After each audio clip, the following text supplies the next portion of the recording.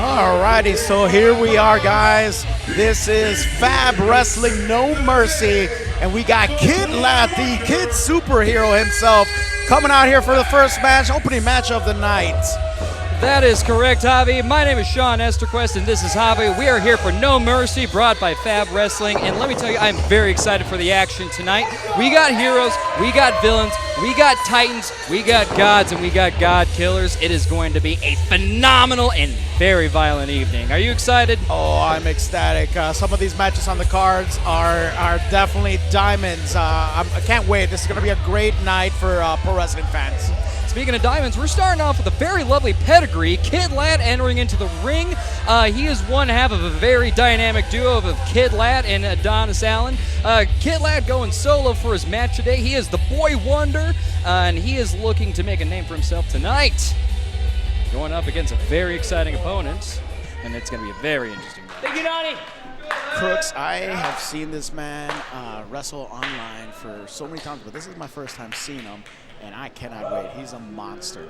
He's going to be a very interesting man to see. You can't get him all in your vision within one look. You got to kind of scan up and down because this is a absolute unit of a man, and I think he's about 2 Kid Lats put together. Oh! He's breathing smoke already. Crux is an absolutely terrifying creature, barely can be considered a man. What an absolute monster of a beast. He makes me very concerned. I'm a little bit concerned that he actually might eat Kid Lat this evening. He's been talking about the fact that he is very hungry, and I asked him if he was hungry for the victory, and he just said, no, just hungry. And he's been looking he's had a weird look in his eyes when it comes to Kid Lat in the locker room, and he keeps rubbing his stomach. He definitely looks hungry. Now, let me ask you this. What do you think are Kid Lat's chances against Crooks here? Because that is a big, scary human being. Well, it's honestly, it's hard to say what exactly the odds can be, because I could see it kind of going at least in 2 different directions. Either Kid Lat is going to get absolutely stomped right out the gate, but if he can manage to survive outside the first 30 seconds, his chances absolutely can improve. It's definitely going to be a David versus Goliath match out here right now. Crux coming in hard, hailing from the far north lands, from the center of the World Tree himself. And he is actually looking to get some revenge on Kid Lat. These two have already fought against each other before, with Kid Lat actually coming out on top. Kid Lat absolutely embarrassed Crux at the Civic Center not too long ago, and he's actually here for revenge. Honestly, I'm going to be honest here with you. I don't think Kid Lat has an inch of an opportunity here to get this victory. Crux is, like I said, a scary human being, and right there, that shoulder tackle is basically what we're about to see. I think this is going to be an absolute murder. Well, he's got a lot of heart to him, and you'd be surprised when it comes to Kid Lat. He is far more durable than you would expect. It's not just a flash in the pan. He's made of sterner things. He could bounce back from a lot more hits that would absolutely topple a normal man. And right now, he is literally trying to get under the legs and trying to get away. I don't think the strategy is going to work out. No, he's been flashing around the mat so far, but Crux has been acting like a lightning rod. Every single time Kid Lat slams into him, he is absolutely grounded. Oh! Kid Lat already going with the splash right there and trying to get the count already on Crux, and a full belly bounce off right there. Barely using any muscle there. I got to tell you. Kid Lat, I know he's got a heart like of stone here, but he's going to have to bring out something that Crux has never seen. I know they've faced each other before. He's got a victory on him, and with Crux having revenge in mind, I just don't see that happening. I don't think this is going to be a good night for Lat. I mean, we get down to the crux of the matter. It's going to be a battle of 2 different willpowers here. One is fueled by vengeance. The other one is nothing but pure, raw determination. It really is a hero versus villain story when you get down to it. An absolute giant, a Jotun, going against a son of Jupiter, if you will. And consistently, he continues to get grounded. Crux, though, is really wanting to take his time. He's not even letting him take the pin. he's got something to show here. He's making an example out of that. Absolutely. Crux knows that he's really wanting to take control of the match here, and he wants to make an example out of Kid Lad. He doesn't want a victory. He wants an execution. I will agree with you on that. I think like I said earlier, we are looking at legalized murder here. Absolutely. Thankfully, when it comes to Fab Wrestling, anything that happens in the squared circle is perfectly sanctioned. We are fine in the eyes of the law and God himself. I gotta tell you, if that's what's gonna happen in here, I'm just glad that I'm not the one that signs the checks. I'm glad that my name is not on the insurance, because yeah, something bad's gonna happen here. Absolutely. I mean, as it goes, my name is Sean Esterquist. Welcome to Fab Wrestling, and I saw nothing. Oh God! What I did witness was an absolute spine-breaking slam right there. And Crux is playing with his food right now. Goodness gracious. Look at that paint on Crux. What does that remind you of? It's reminding me of, I don't know. You remember, like, the bird that's part of the pack of, like, Ronald McDonald's friends? I don't know why it's reminding me of that. It's not even close, but it's just the colors. I'm going to tell Crux who said that. Oh God. Well, after he eats Kid Lad, he might be too full to do anything to me, so I'm just going to gamble on that. Oh! God! Belly to back suplex. Oh! How is he even in this match? That should have taken out any normal human being here. Kid Lad has the determination, has the heart of two guys within him right now, really when it gets down to it. He's got that fighting spirit, but Crux is the size of two men, so it all is a pretty equal matter there. Look at this. He's putting on his cape, so now we have Super Crux. The Crux man himself, honestly, I gotta say, the cape does match. It kind of works with the pants and everything. He's got the same color scheme, and if Crux wasn't bad enough on his own, now we got Super Crux. That's a scary thought. Absolutely. If Guy Fieri decided to get into the Juggalo business, this is what we'll be finding right now. Oh! An absolute knee-shattering fall right there. Kid Lad barely getting out of the way. Now, showing signs that he still has a little bit of hope, a little bit of love for this match. That's the one thing when you get down to it when it comes to Kid Lad is that the last bit he has in the tank right before E, that can stretch him for miles. He is a man that is impossible to keep down for the count consistently. Why do you think he wears a mask? Do you think he's ugly under there? I think he is. Yeah, maybe it's like, he could be a 12-year-old boy. It's hard to tell there. Oh, goodness. Oh, no. You said it best. He's toying with his food, and he just took him right out of the air. Oh, just dressing him up like a Thanksgiving dinner right now. Oh, no. Is he going for the Crux grab? Getting the Crux counter. Kid Lad keeping him back right now. Oh, goodness! Beautiful head scissors off the top.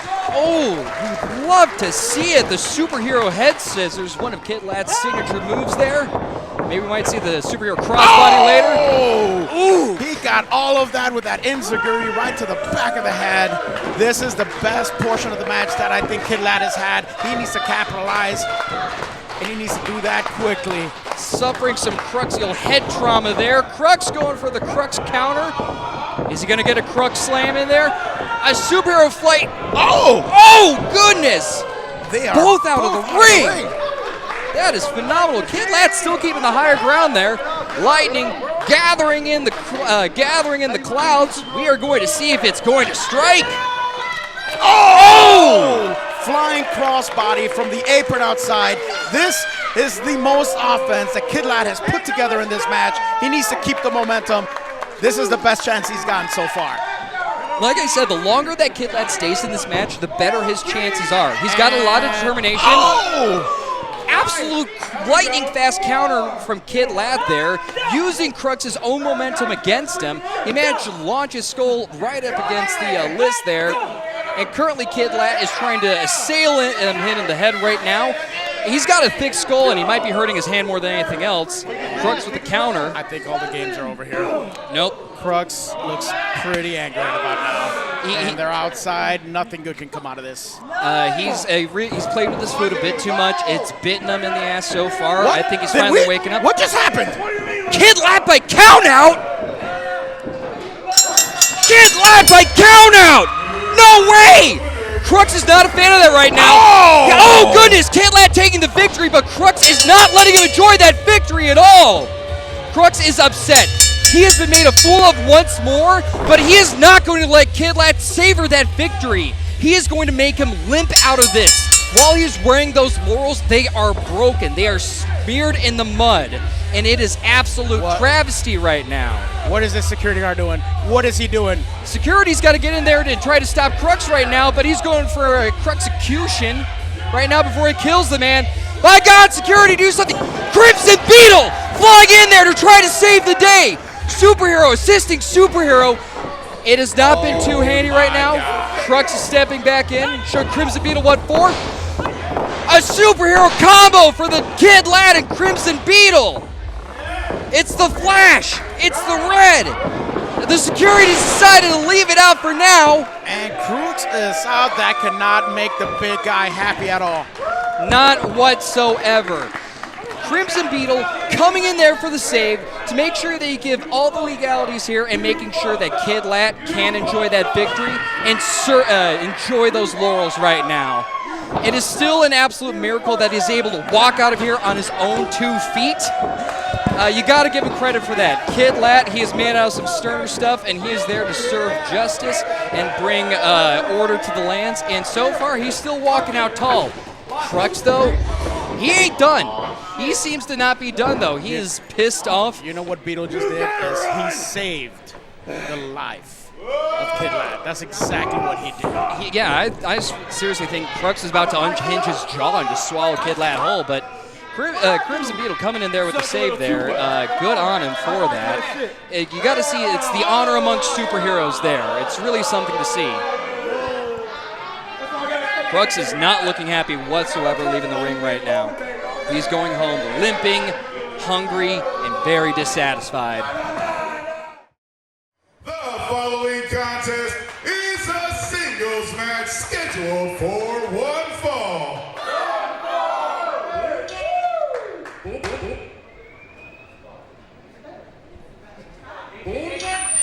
Mr. Crux, you're a very scary individual. You're making me a little nervous out here.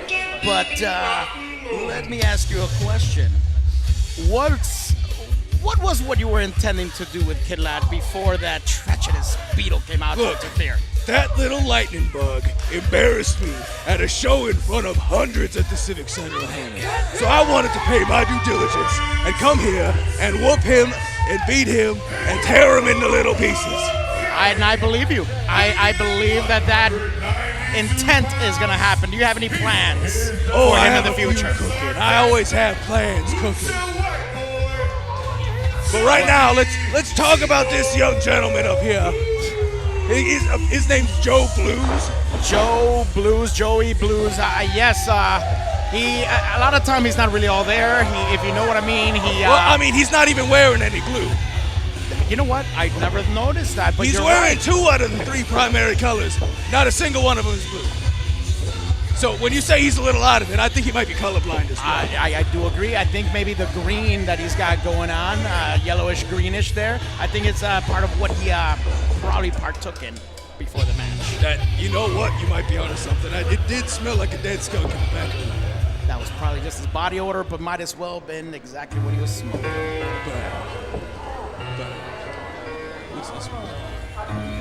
Someone chooses intro music that probably needs to be a little bit more hyped up, maybe. I don't know. I personally think that all music should be amazing, and some of the choices these guys make just absolutely suck. What do you think?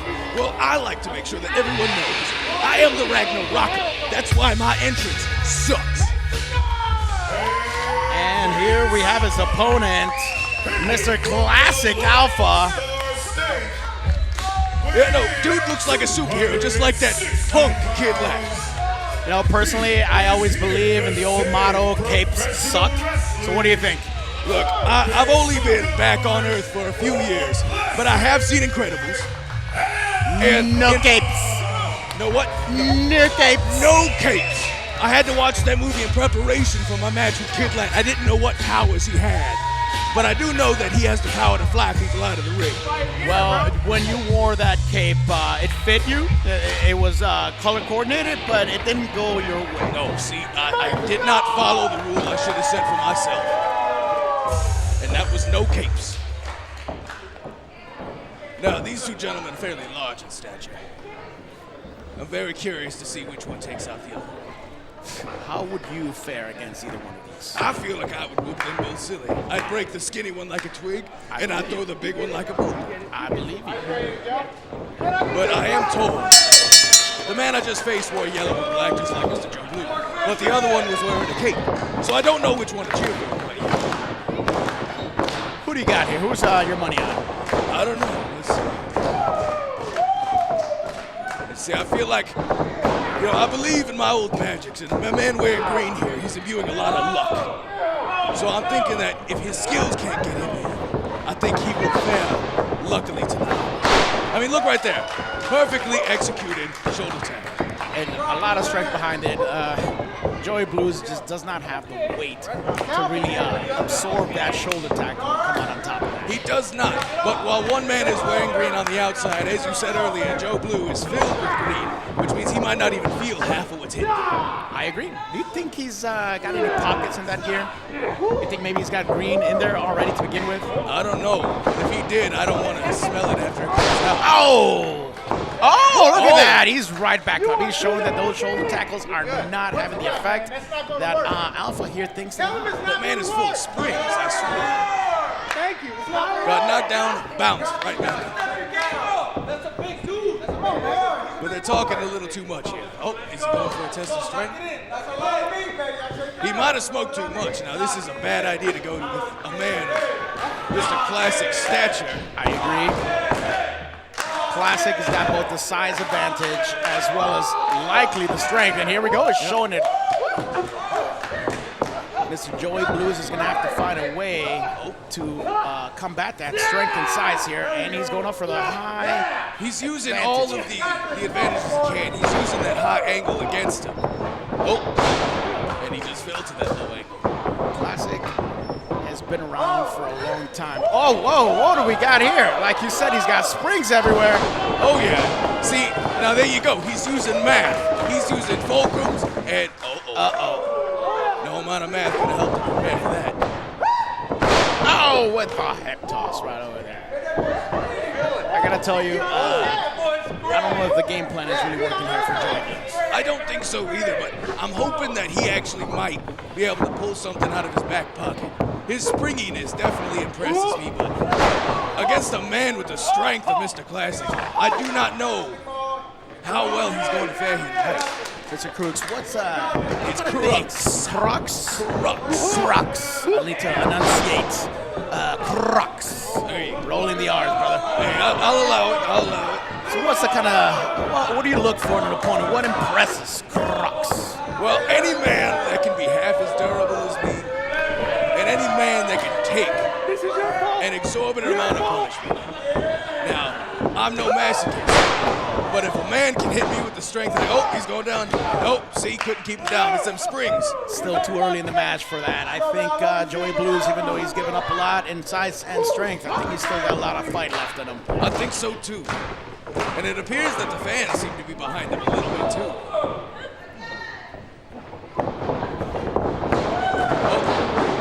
up and over goes Joey Blues. Oh, and up and in goes his shoulder.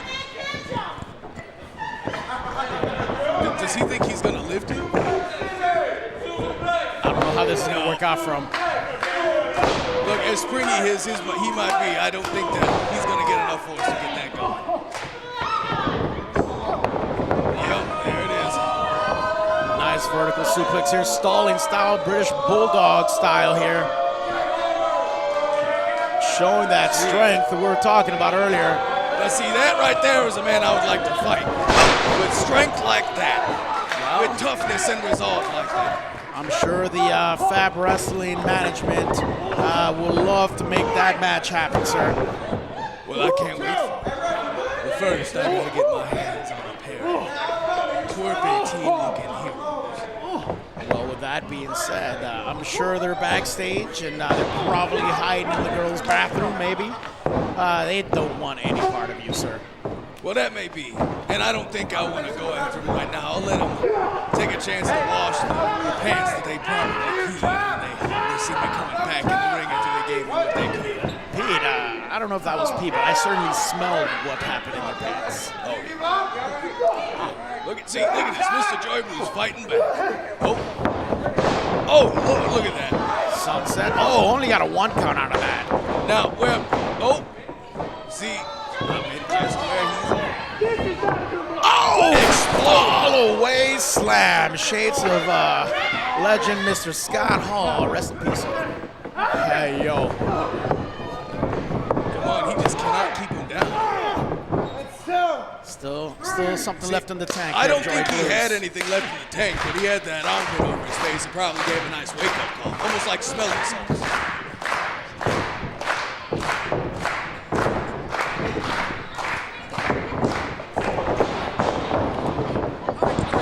Listen, they told me I do not get paid unless I sit at this table.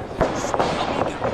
If you do not give me that headset, I will be the one to unhinge my job and eat my drinks. Oh. Well, as excited as that makes me feel, all you had to do was say Prettiest thing. well, Was that The a prettiest- proposition, Mr. Cross? it might be. You don't know what way I swing, but I will give the pretty unhinged commentator his headset. You know, for a man that just And it is very damp. Much appreciated. For a man that just nearly destroyed 2 superheroes, that was the nicest thing I've ever seen him do. Well, when you get between a man and his money, there are unspeakable things that I will do for it. I believe now he's on the hunt, and I would not want to be Kid Lad and Beetle. I would not either. Here's hoping that they've gotten far, far away from the dressing room. That being said, I know Crimson Beetle should be hiding out right now. He's got his match coming up later this evening, but right now, we still have an absolutely exemplary show between Classic Alpha and Joe Blues here. And it is a phenomenal showing of 2 very different kind of philosophies when it comes to fighting. Classic Alpha is absolutely what you could call a dynasty-style wrestler. 5-time champions. He is here to save wrestling. He has said himself here to bring classic skill. Flying crossbody. Joe Blues with his flying crossbody is bringing nothing but just raw talent. He is stoned and sarcastic. He is the macho white boy. He is here focusing strictly on just having fun and trying to just show off his skills. Alpha is all about the pedigree. Another crossbody there, not even a 1 count here. There is still a lot of fight here in Alpha, and I just don't see. The Olympic slam! How did he pull that one out? Joe Blues probably had to tear multiple tendons just to pull that off. I gotta say, I am impressed. Now, I don't think anyone in here saw that move coming. That is raw power that he probably pulled out of a chronic state. goodness gracious. Now, I gotta say, like, Classic Alpha has been dominating when it comes to the first half of this match so far. Joe Blues is starting to make a bit of a comeback, and I gotta say, I am impressed for how long he's holding into this match right now. You're looking at a dynasty versus the anti-authority. You have the jock versus the punk right now. It is 2 very, very different styles right now, and it is basically the battle of the 2 philosophies. Classic Alpha giving a little bit of a piggyback right here. With an electric chair drop from the heavens. I think this one's over.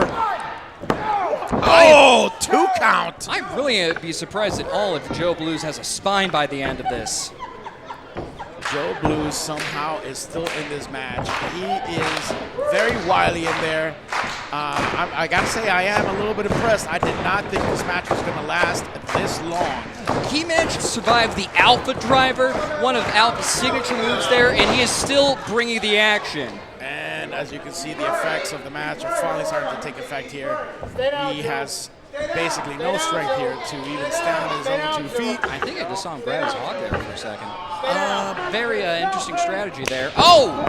I don't think he understands that he's probably just pissing off. No. And, yep, he's about to find out. He's going to go to sleep. Another Alpha Driver. Classic Alpha, make some noise. Your victory. Continually here to save wrestling. Showing what matters when you put the skill in, you put the pedigree, you leave the ego behind. Classic Alpha is here to make an example. The Titan from the Lone Star, leaving here a champion, going back to warmer weathers with his head held high. You know what? Normally, I don't really care for the losers For me, they're losers. That's what they are. But I got to tell you, Joey Blues impressed me in there. I did not think this match was going to go as long as it did. Great showing by Joey Blues. I gotta say, I got a lot of respect actually when it comes to it. The heels, the underdogs, the cheaters and whatnot. It's not fair by the name of the game, but this is a bloody game here that can be life or death. And frankly, what is the pursuit of victory but what you're willing to do to achieve it? And frankly, Joe Blue shows that he's willing to put a lot on the line to make sure that he can try to cinch the win. It didn't get him in that time, but he still made an excellent showing. Great show of sportsmanship here by both of them. All right, are we having fun? That's what I like to hear. Your next contest is a singles match scheduled for one fall.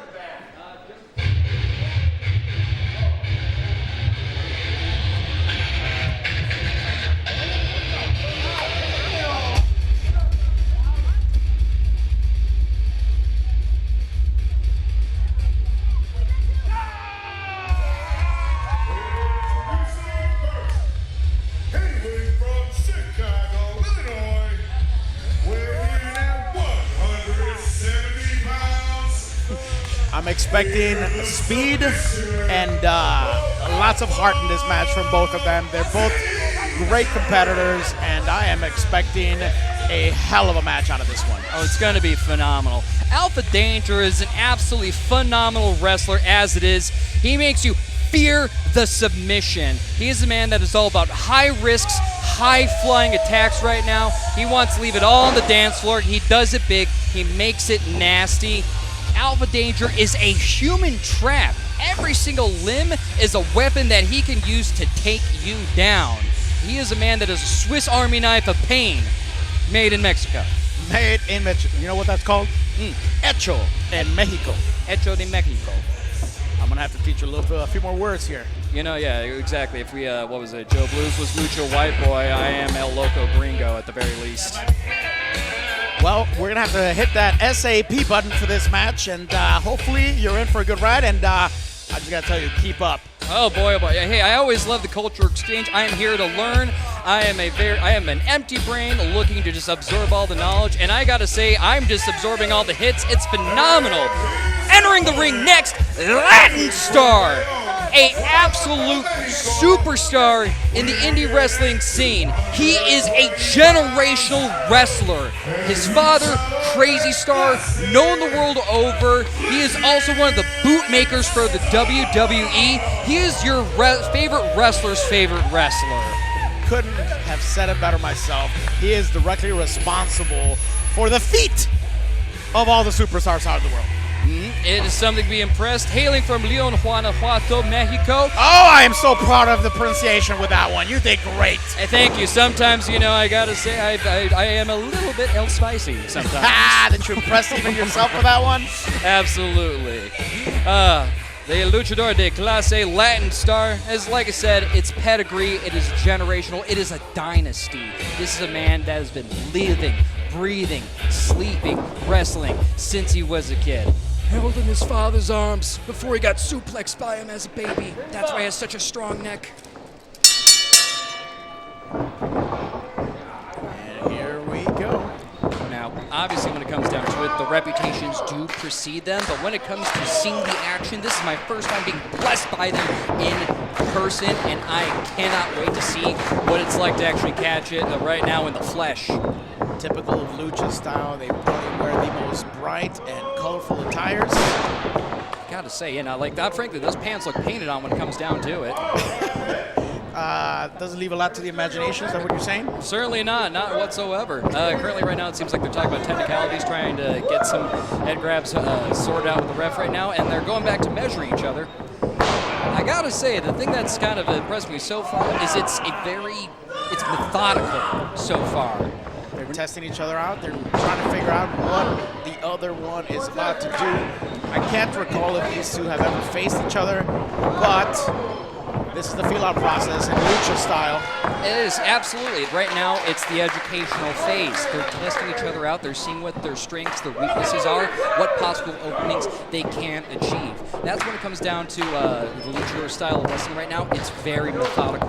It's almost a brawler style right now. They are taking the time to really measure each other. If they've fought each other before, every single time is a new set of skills and how they've grown since then. Goodness gracious! Lion Star absolutely curb stomping Alpha Danger's fingers right now. Forget trying to get a grip there. Let's get to see if his knuckles are staying intact after I that. thought this match was going to be, as you said earlier, the luchador of class. So that's a class, and I don't know if that was very class in my book. That definitely was aimed to hurt. You know, I think I know what the class is. Detention. Could be. Now here we go with an arm bar, float over into that. He is no slouch when it comes to submissions here. So far, at Latin Star getting the reverse right now, keeping Alpha Danger pinned down. Oh my God! It's like a surfboard from an Indian deathlock Goodness formation. gracious! I think that was a torture technique in ancient China. Here we go. Billions dead, thousands cannibalized. Inverted figure 4 here, turned it into. Oh, there we go. And that reminds me of my college days, playing a little bit of a twister there. One times in the frat dorms. Interesting version to get into what looks like he's basically got a. Oh, he reversed that figure 4, and now. While still in the hell at the same. Oh my God! That man needs to make a family later. What are we doing? Latin Star, you gotta take it easy there. Close to the ropes there for that submission. Gotta protect the huevos, man.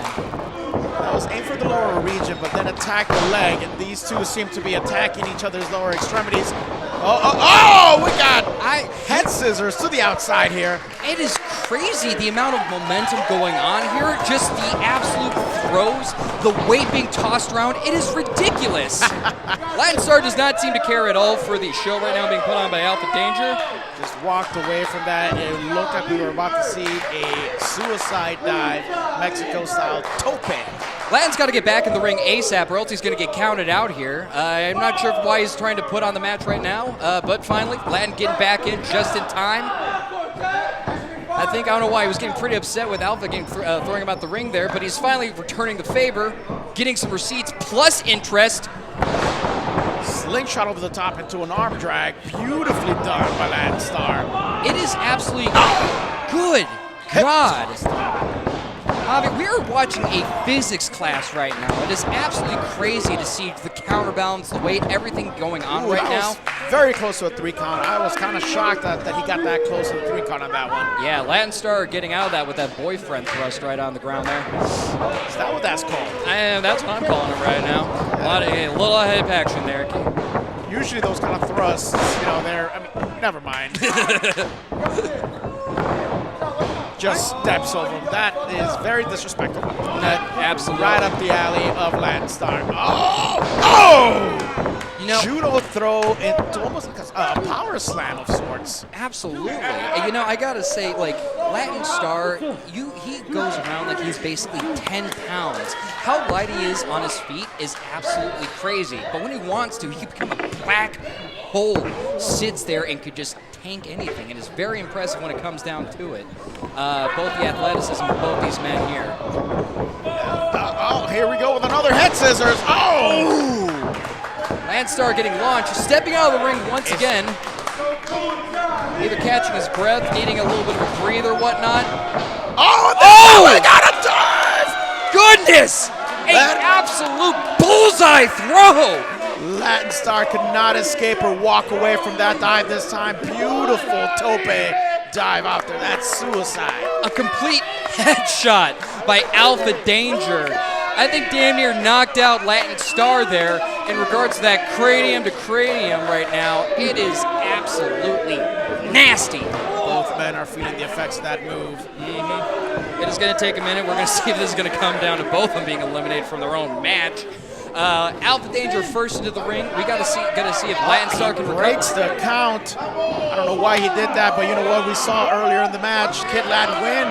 via countout. Doesn't seem like these two here have any interest in finishing out the matches via countout. I don't think they can even give a damn about the countout. I think they just want to see who actually is the strongest between them. It's not about the match. It's between the two luchadors themselves. Are you listening to those chops? They are just lighting each other up. Now, this headset cancels out a lot of noise. I'm still hearing it, and that is nasty. God, you know those are some wet chests right now, and that may as well just be getting like a rat tail. Latin Star is looking really pissed off. That cool, calm facade is getting shattered. You can see the cracks from here. Boom. Forearm right to the face. Latin Star getting up on the ropes. Alpha Danger better make a recovery ASAP, and he makes sure that Latin can't get off the rope and get his dive on him just yet. Alpha. Oh! Just brings him down from the top rope. Good God! What a beautiful toss. And again with that, what do you call that? The little boyfriend thrust. Yeah. I'm definitely going to take that into the memory bank to use for later. You cannot forget it now. It's unfortunately stuck in there. Like a mad wizard, I have cursed you with knowledge. You know, an interesting thing I'm noticing is that when it comes to it, Latin Star almost has a very imperious attitude about him. He is carrying the weight of that dynasty, that generation. The legacy of Crazy Star, the legacy of all the work that he has done, and he seems to be using that as a cudgel against Alpha Danger. He wants him to know, I am better than you. I am stronger than you. I have more of a pedigree. I am a true fucking luchador. Sorry, language in regards to this there, but you could really sense in regards to that Latin is wanting to show Alpha his place. Alpha seems to be aware of it and is trying to turn it against him. Alpha Danger cinching the victory, unseating the Dynasty Warrior. Latin Star falling from the heavens down to the ground. Alpha Danger proving numero uno in this match. Absolutely phenomenal. You'd love to see it. It was a matter of technique, and at the very end, Latin Star could not kick out. We went in from a head scissors. Looked like he was going to hit him with a power bomb. At the end, heads over with that Frankensteiner with the pin. 1, 2, 3. And these two luchadors here shaking hands, showing respect for each other. I am impressed. That was a very brutal, it was a nasty match. Bells rung, nothing's changed. The match may as well not happen. I am impressed. These are two men built on principle, of skill, and what is the tenets of luchador wrestling, and they are standing tall right now. And I gotta say, I have nothing but respect for both of them and the amount of respect that they are showing each other. And they're showing the fans that love too, because they're showing it right back to them. These are not two enemies fighting. These are two warriors having a conversation. And the only way you can have that dialogue is through that martial might. Absolutely beautiful. Folks, I could not ask for a better event for No Mercy in December so far. Fab Wrestling has making sure that we bring an absolutely phenomenal end to the year so far, while we enjoy a bit of a dance party right now, waiting for our first wrestler to make his way to the ring. Once again, I want to give a big shout out to all of our sponsors that we got right now for the event. Volt Energy Drink, OCB, Big League Burger, and Moon Rock Mat.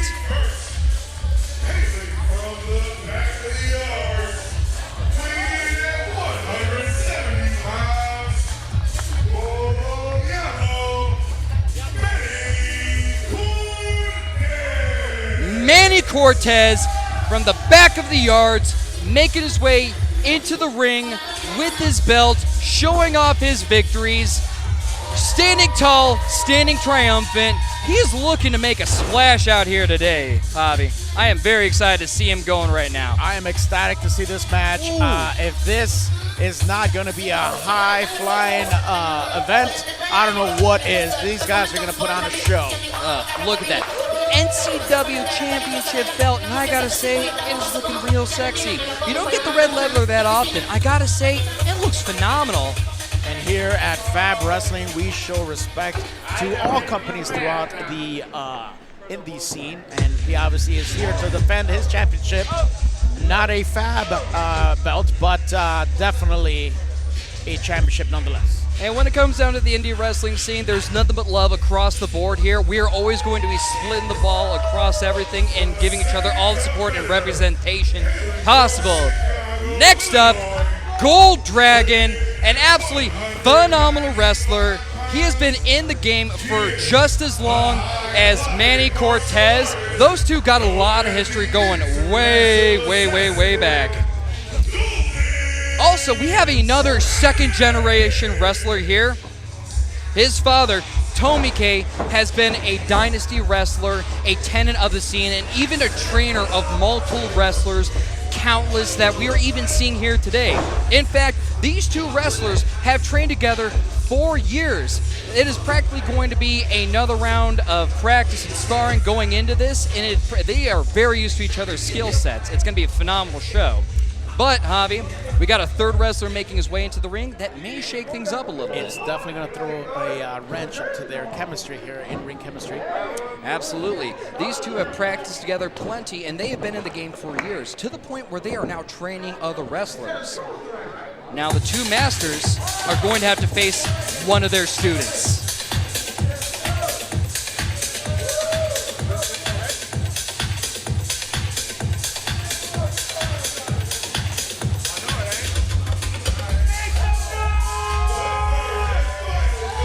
Making his way into the ring, we have Black Diamond, bringing a lot of heat, bringing a lot of chops.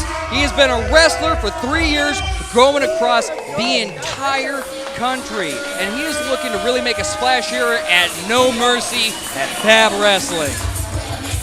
We got I'm gonna put it out there for you. Let's make this interesting. What do you want to wager? Who do you got in this match? You know, this is going to be interesting. You know what? I'm going to put it on the underdog. I'm going to put this on Black Diamond, and let me tell you why. Black Diamond was trained by both Gold Dragon and Manny Cortez. He is the student, and he is coming in with a lot to prove. He is looking to show that these two men that have seen him growing up, seen him as a greenhorn, starting up from nothing, he has made a name for himself as is. He is the New City Heritage champion 4 times running now. He has made sure that he's no longer a greenhorn. These men that have seen him as a boy, he's grown up, and he wants them to sweat. So I'm putting it on good on Black Diamond right now. Black Diamond? Okay, I'll give it to you then. And I wager you a Wendy's Baconator.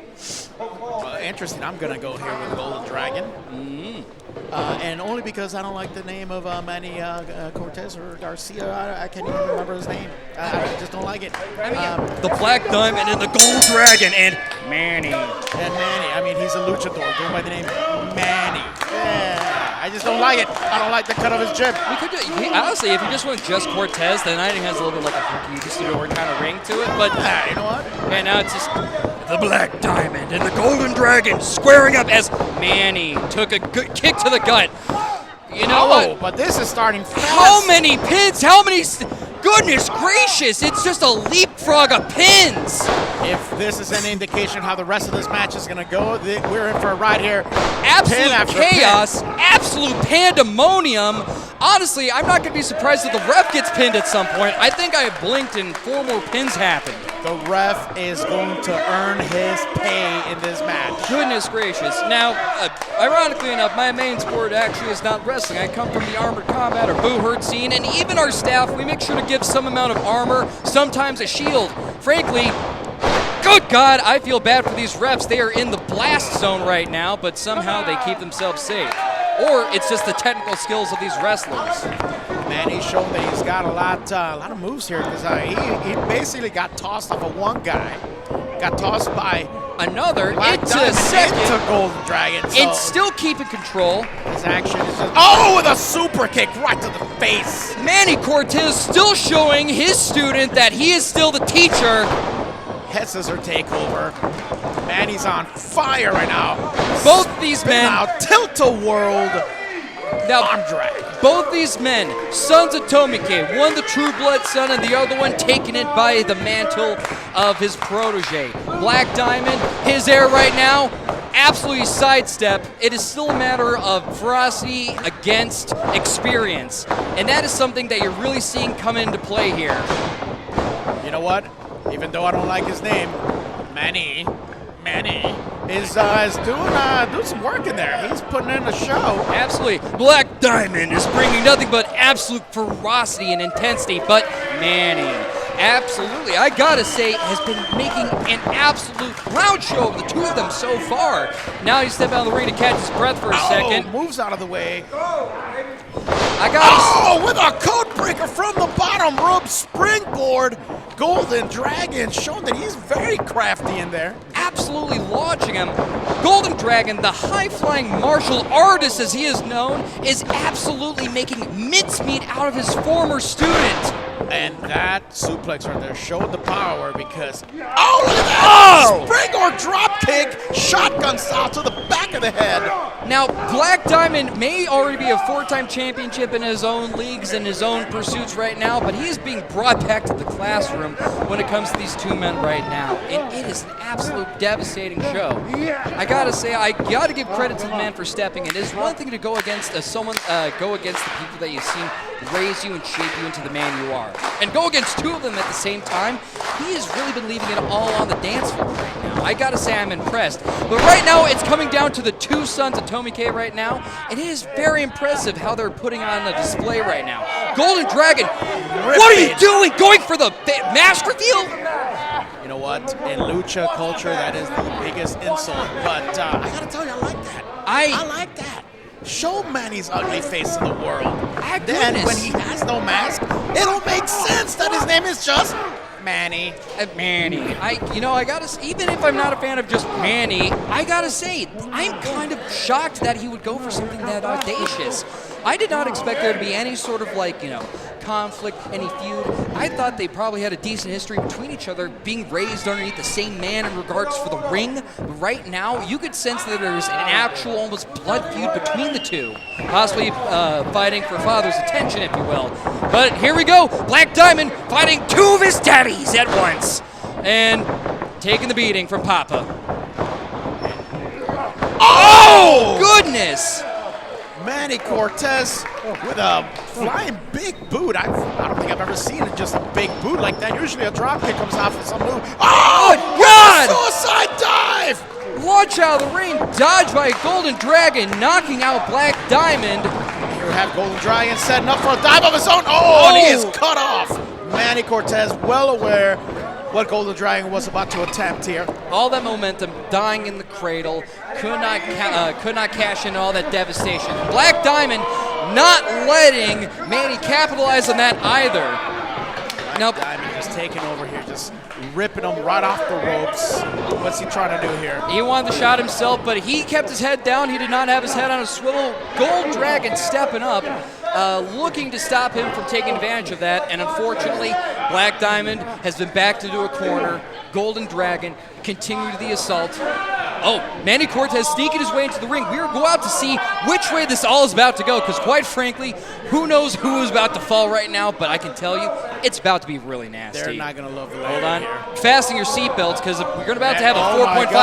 Oh, Manny God. Underneath. Manny getting right in there like it's a Tuesday night. Oh, good we got God. ourselves a powerbomb suplex type scenario here. Manny just Doubled ripping up. both of them from the top rope. Doubled up like the cheeks on a Thursday afternoon. Goodness gracious. Manny Cortez is absolutely a beast. You know, maybe it is like when someone doesn't have a nickname, when it's just a regular name, you gotta be concerned, because that's kind of scary, you know?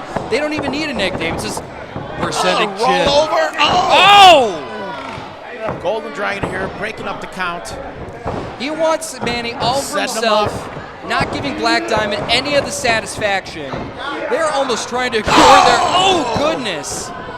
Curtain call into We are watching a battle between powerbomb version of that. 3 different generations in action right now. It is absolutely insane. Double underhook. Black Diamond! A phenomenal slam right there. The way he picked him up right now is absolutely insane. Double underhook face buster, but Manny Cortez is there for the breakup. And countered him right now and throwing Black Diamond once more. going right now for goodness gracious Pilates class. There we go, Manny And with Cortez. the pin, Manny Cortez, the titleist, taking the victory, barely holding it together, and keeping that belt. And That was a very crafty move he pulled off there.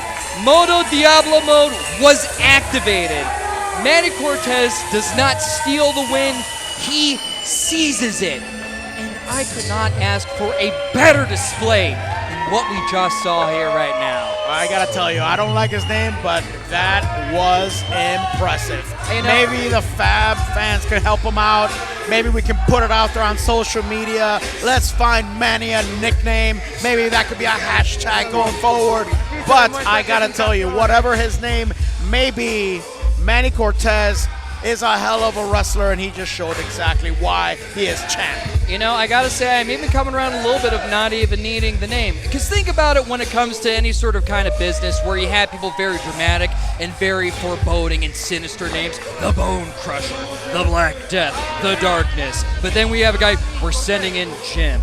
You know that he doesn't need the nickname to begin with, and that you gotta be scared most of Jim compared to anyone else, per se. I gotta tell you, I understand your theory there, and it does kind of make it a little bit more mysterious when you're just facing a guy with a random name, huh? Mm-hmm. Keeps a lot more on your toes in regards for that. Something to be very much concerned for there.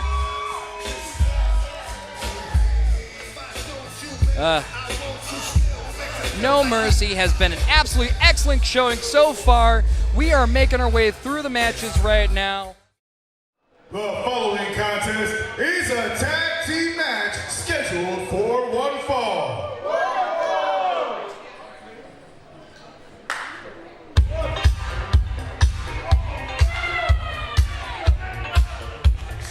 Oh boy. Is this who I think it is? Oh no. Oh no. Oh no. Oh boy. Hailing from the Wrestle League, we have the dynamic duo of Disco Ray and Adonis Allen, bringing you the Cat Daddies. Their first time working together as a tag team. The Cat Daddies looking to make their debut, turning the ring into a dance floor. We are going to see if Charisma can topple Chaos right now, and it is going to be something exciting to see. Well, I tell you, this was an open challenge here by Warhorse, and the Cat Daddies here, they answered the call. How do you think he's gonna fare out against them? Because all the dancing is gonna stop once that bell rings, and Warhorse is gonna bring the action. What are you doing over there? Are you dancing to their entrance music? Have some self-respect, man. Listen, Disco Ray has some of the best theme songs. It's an earworm. It gets stuck in your head. And this is what the power of the Cat Daddies are. It's a hypnotic trance. It brings you into their rhythm. You get lost within it. I will tell you, that is all you. I am not into this. The mat is a sacred place here for pro wrestlers. I've been a wrestler for the past 20 years, and I respect that mat too much to go out there and dance. D-I-S-C-O. I'm going to request another announcer pretty soon if you keep dancing. Okay, fine.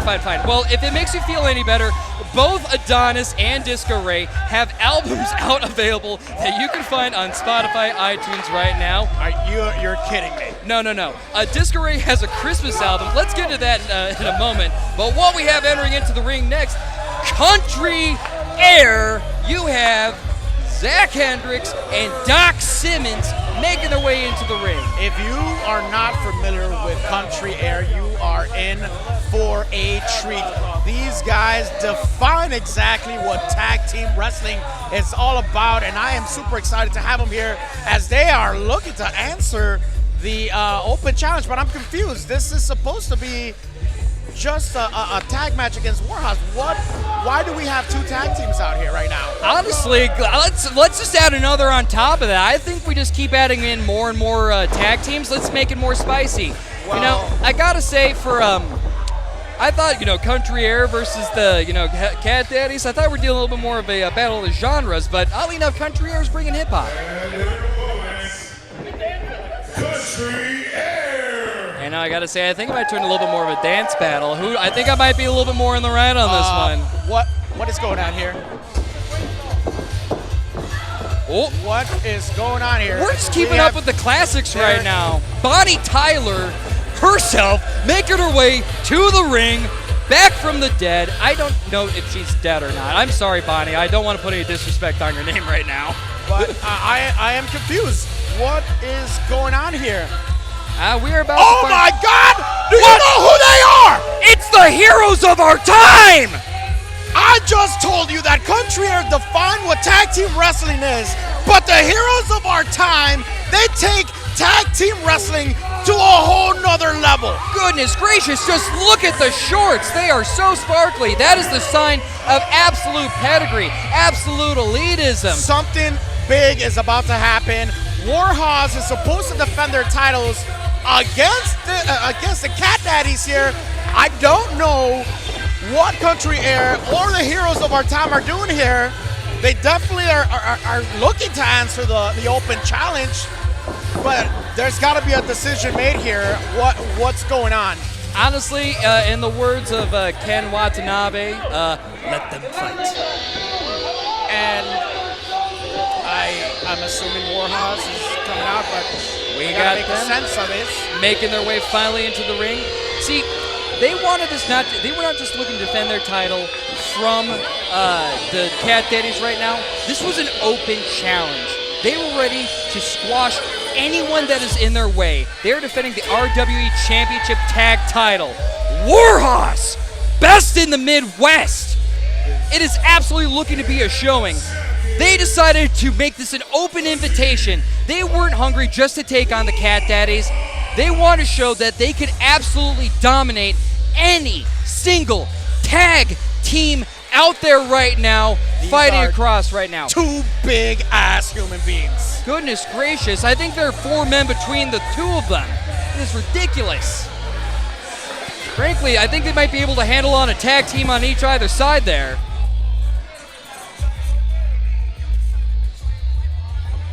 We are looking to absolutely light up with the chaos right now. This is going from a 2-way tag team match into turning into a complete 4-way. Nothing but chaos, nothing but pandemonium. It is going to be nothing but pure domination.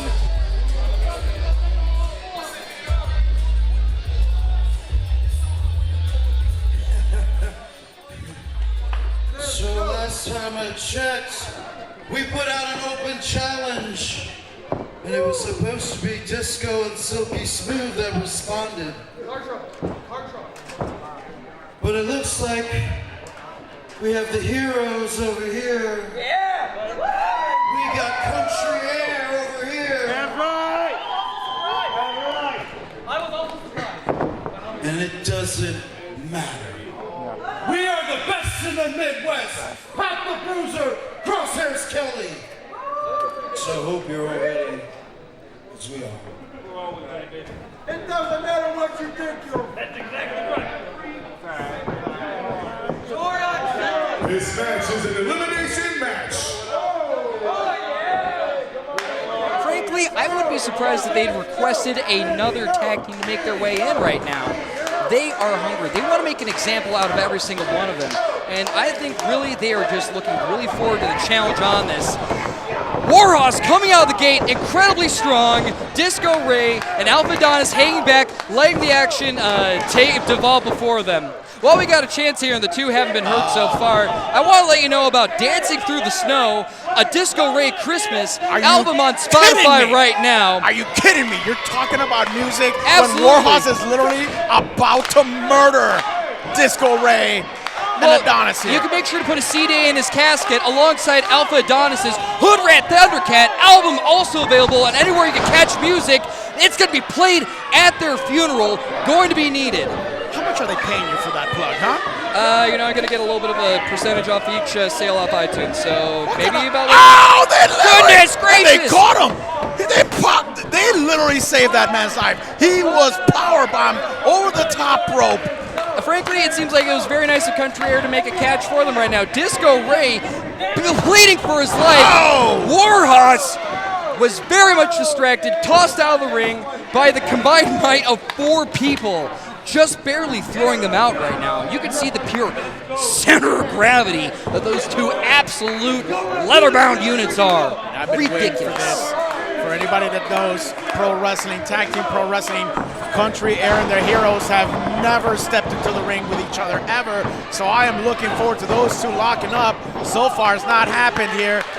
It is a very interesting matchup and a lot of firsts across the board right now. Disco Ray and Adonis, first time as a tag team.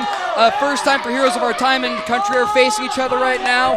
First time for, we got the Warhorse going up against 3 other tag teams at the same time. And they're dancing! The first time I just saw someone get smooched on the ring. Love to see it. Oh! Goodness gracious! Old school, popping the ears right there. And here we go with jabs right to the chin. Zach Hendricks absolutely getting worked right now by Disco Ray. Who does Disco Ray think he is? Is he the son of a plumber also? Because I don't think so. Oh, goodness gracious. Right now, you can see by the way he works that walk, he is absolutely tossing him right now. With that neck breaker. Maybe a ladies' man, but he has no time to talk. He has only time to bring the violence. When I say disco, you say balls. Disco. Balls? Did you say balls or Ray? I missed that. Oh! Speaking of balls. Yeah, no, that was balls, all right. Oh no, disco! Gotta protect the disco balls. And here we go. Joey Marks tagging in from the Heroes of Our Time. Oh! You know, it's interesting with regards to a tag team. Now are we gonna have? I guess we just Warhouse are sitting out for one. Interesting enough. Ooh! Double spring back elbow. Gotta say, impressive, stiff as a board fly there from Disco Ray. That had to hurt the spine. Oh! Alpha Adonis, the hood rat Thundercat. Scissors. Gotta say, very impressed right now with their showing right now. Alpha Adonis, like I said, another kid superhero just like Kid Lat, his usual partner, but he's still holding his own right now with his newfound partner with Disco Ray, and he is making a work of one of the heroes of our time. Repeated back elbows. Joey Marks is in trouble here. Marks is just getting absolutely whiplashed right now. It is looking really bad for him right now. As Adonis is putting him to work. That meteor double knees. Goodness, that had to absolutely destroy his arms on that one. That looked like it hurt. Adonis, though, seemed to be taking his time right now with Marks. You ready for a nice whip right there? Is that another smooch? I missed it. You know, there's a lot of kissing going on during this match. Maybe they were singing Sweet Nothings into each other's ears. You know, oh my God! Jesus! Oh my God! Took his freaking head off. Pat the Bruiser just killed a child. I think all the fun and games. Oh! Yeah, no, I was having fun. Now I'm just watching a public execution.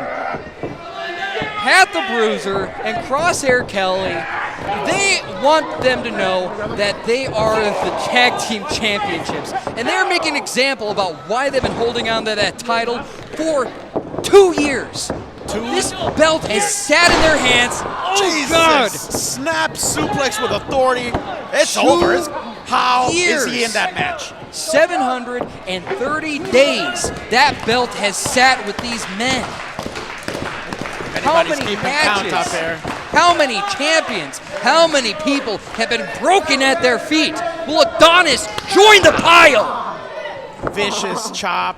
I'm pretty sure that left a mark on that skin. This superhero may end up in the carrion pit after this. He is being made an absolute example by these two. Goodness gracious. Oh, God. I don't know how much he weighs. I don't want to know. Nowhere near. Oh, my God. And he's just stepping over him. That, you know what? He needs a chiropractor for this match. There's just no way that his spine is the way that he came into this earth. It is shattered.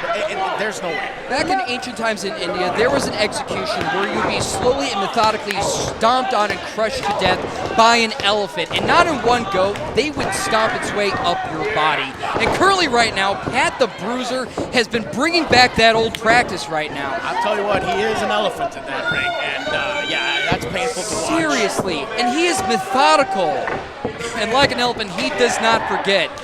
He is not just muscle. He is pure violence. He is tactical. He is scary. Oh, he scoop slammed his own partner on top of him. He knows how to make use of the weights right now. Let me ask you a question here, because this kid needs to tag out. Briefs. Sorry, what was the question? He needs to tag out. Who's going to stand up against Warhawk? You know, I would just say maybe it should be the heroes of our time. It comes with the name, maybe protecting one of their other superheroes. Crimson Beetle could fly in for the save on Kid Lat. I don't know why heroes of their time is just letting Adonis eat it right now. But then again, oh goodness. Just took his head. Oh, that was gross. This isn't about anything in regards for honor. This is chasing after a title.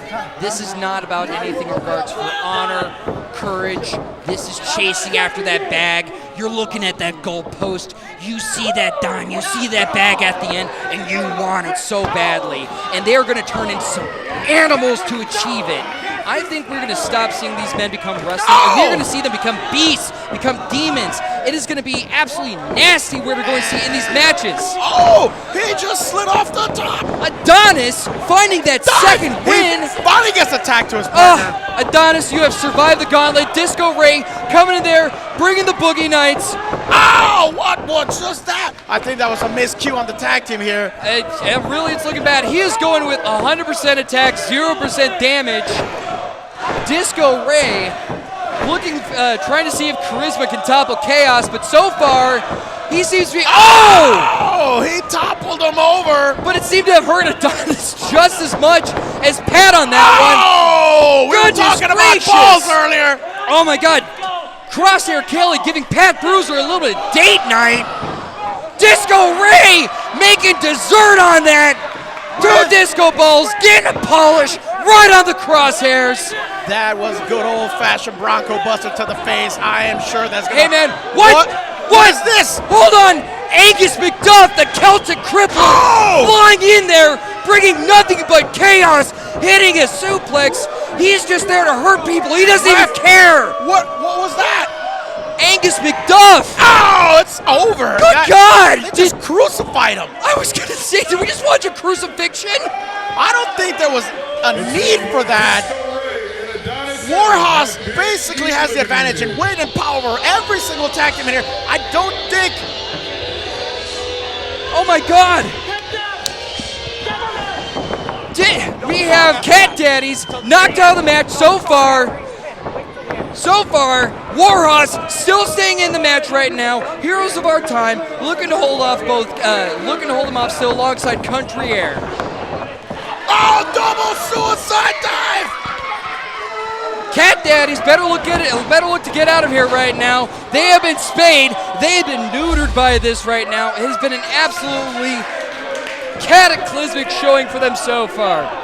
And right now, it is coming down to be a show between Country Air and Heroes of Our Time. Warhorse is... Where's Warhorse? They were taken out here, double-teamed by the very crafty veterans of Country Air and the Heroes of Our Time, and this is what we came here to see. Two of the best tag teams here in the Midwest locking up. Oh my God! An absolute matchup right now, completely equal. An unstoppable force colliding with an immovable object completely destroys both groups. Nasty. They are like a mirror image of each other. I can tell you that much. If you've ever seen their matches, you know exactly that they dominate tag team wrestling. This is going to be good. Now, like I said, they have not gone up against each other before, so they have no experience in regards to each other. They were getting surprised just as much. Oh my goodness! Into another clothesline, a barrage. Crosshair Kelly tried to get on the action, but thrown back in the collateral. Scoop slam, power slam here. Zach Hendricks trying to go for the pin. Got a Heroes of Our Time tapping out of it right now. Mark's better look to hop in and relieve his teammate because he's getting worked right now. Oh, back elbow. Now, Zach Hendricks, you got to watch out for. He's an absolutely terrifying wrestler. He's actually one of the ICW's 4 times World Championships. Never mind, Zach Hendricks thrown out. Forget being an ICW World Championship. He can't stay in the ring, but he's back in. Marks now tackling him head on, looking to make a work of him. Crosshair Kelly cannot catch a break every single time he's trying to get into the ring. Not working. God. Good God! Marks An absolute shinobi. The flips, the kicks, the spins. Oh my God, Gabi, I'm getting. Dive to the outside of the east. Warhorse absolutely eating it right now, getting tied up in the ropes, putting on a show. You watch that little boy. You watch those men just absolutely eat it right now. Goodness gracious.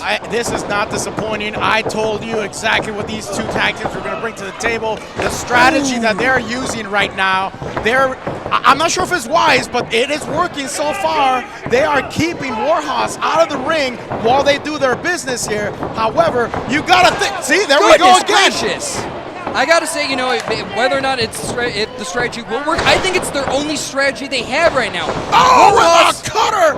Listen, Warhorse, they are not just wrestlers. They are forces of nature. They are terrifying. Oh! Heroes of our time and country are absolute beautiful pedigrees when it comes to wrestlers.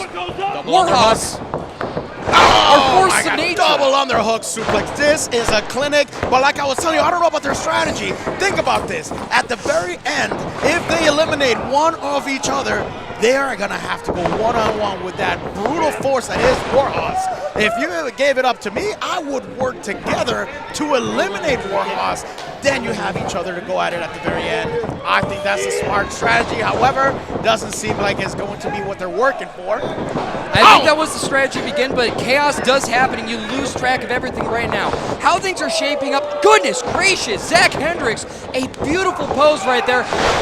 Oh my God! Did you see him get that sumo leg up there for a second? Oh my God, what? Load over into a suplex! Oh my God! That was the most beautiful suplex I've seen. That was textbook. Oh my God, I could cry, Hobby. That was beautiful. This is an amazing match. We knew it was going to be, and it is not disappointing. Now, they're still smart. They've been keeping Warhorse out of the ring, but they've been pounding them down and keeping them out of it and out of commission. This may be their only chance because they're not able to work together right now. They've tried. It fell apart. What just happened? Do we get the pin from Country Air? They were too close. Heroes of Our Time has been eliminated, leaving just Country Air versus Warhorse. That was amazing while it lasted. We need a replay of all that. We need that match back in Fab Wrestling. Management, if you're listening to that, we need Country Air versus the Heroes of Our Time. One-on-one, we need more of what we just saw. I need 3 different cameras so I can get 4 different angles. I need the slow motion replay. I need to be able to take that pen so I could draw circles on the map and occasionally draw a penis on there just because it feels funny. But you need the instant replay. Goodness right. Oh, high and low! Zach Hendricks and Doc Simmons absolutely just knocking Crosshair Kelly down and out for the count. Doc Simmons being put into the hospital. I don't think he's going to be able to comp in on there. You know, I don't think they got any discounts for being in-house, you know. Oh, man. Ref's got to get control of this match. This is not a Texas Tornado Style match. We cannot. There we go. And now some control here. Could not give any support. Now, they were able to enjoy the break for a little bit, but now that Warhorse is back in the action and the torch has once again begun. If they were able to take, if they were able to capitalize on getting into position in order to counter them, they could have had a better chance. But unfortunately, Heroes of Our Time was too damn good. They drained every last bit of their power to get them out of the ring, and now this is being made into a public display. Oh! Doc Simmons, though, is not letting him give that lesson away for free. It is going to be one that will be hard taught. Reality is starting to set in here for Country Air. I think maybe just about now they're starting to regret having answered this open call. This open challenge. It's been a massive dream. It's been looking up into the clouds, a beautiful pearly gate, looking at them, waiting for paradise to open, achieving that belt. But now we come crashing down to reality. Doc Simmons is trying, but he looks like he's worn out. Doc Simmons will not go quietly into the long, dark night. That is vicious. He's got a bear hug on him. If Bane was shaped like a cannonball, we were about to see a man get his back broken. Pat the Bruiser absolutely looking to shatter this man half his size. The crowd here is solidly behind Country Air. They want them to pull this off. Goodness gracious, it's a battle of the complementary colors, pink and blue against orange and black. Frankly, who will win? Is it going to be Pride Month or Halloween? Or Easter. Easter works a little bit for the pink and blue too. Bringing out all the holidays here. There we go. Look at this. Oh, just pray. Goodness gracious. Did you see the ring shift? Good God. It just moved like a foot over the side. It shifted completely. Instead, Crosshair Kelly giving Doc Simmons a full ass-full Rikishi style. You know that got to stink. Doc needs to get to his partner Goodness here. gracious. Disco Ray balls and Crosshair Kelly ass. It is a very salty match so far. At least they are getting their electric. Good God. And that's just gross again. Kelly just showing disrespect to his opponents, letting Doc crawl. Oh my God! He's crushing his face! Oh! He's eating them! By God, he's eating the fingers! He's taking a snack! He's eating the fingers, they're eating the By dogs! God, he's eating them dogs, he's eating them piggies! Come on, Good ref, God. get in there, ref, do your job, ref! He's using the ref as a huge. The ref going to the tackle. There's gotta be a tag, It's like- come on, get him out of there! Yeah, it's like that scene of what was it, Goodfellas, where they're just like that one guy's brother's getting stomped out. That's gonna get all my creams messed up. I'm Bridehead from all shouting. Oh my God. This match was high octane until Warhorse got in here, and now is just straight domination. They have slowed the pace. It is methodical. It is torturous. What is Doc doing? This is Get not- oh my God, Doc with a double DDT! Goodness gracious! Absolutely using every single muscle in his core and then some. Managed to launch those two slabs of absolute beef. He's got to tag in his partner here. Honestly, I He's think got these it! two men are about the weight of a cow and a half between them. Can Zach Hendricks take him down? Double! Absolutely nailing the splash. Beautiful crossbody splash from the top, takes both of Warhorse down. In the air buddy right now. Goodness gracious, Country Air is not going quietly into the night. That is impressive. Oh, God. Crosshair Kelly is getting those kneecaps absolutely shattered right now. Good God. Pat the Bruiser better hope he has enough padding on that gut. Miscue here by Warhorse, and they take each other out here. Now, Zach Hendricks is doing a very smart thing. He's turning the momentum of their weight against them right now. You gotta understand. We saw this earlier. Can he pull off the German again? Can he Oh pull my off the- God! Oh! The power needed to do that. That was amazing. Oh my God, he just barely managed to escape out of that. Frankly, the fact that Zach was able to hold it for that long was crazy impressive.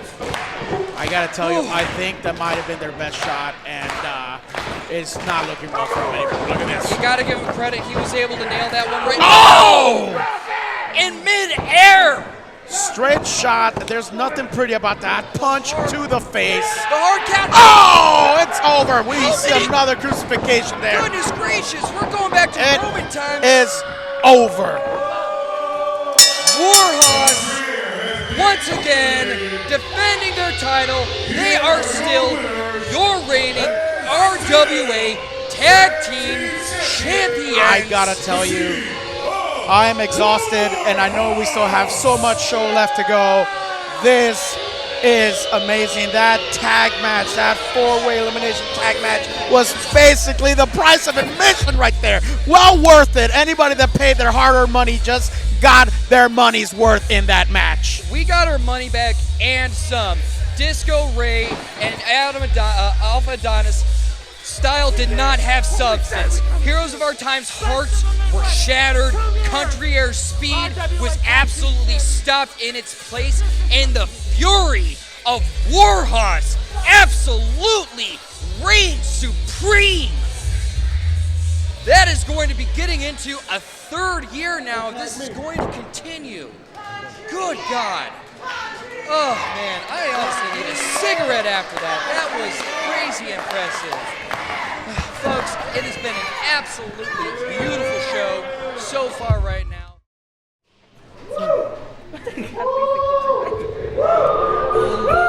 Don't worry about guys.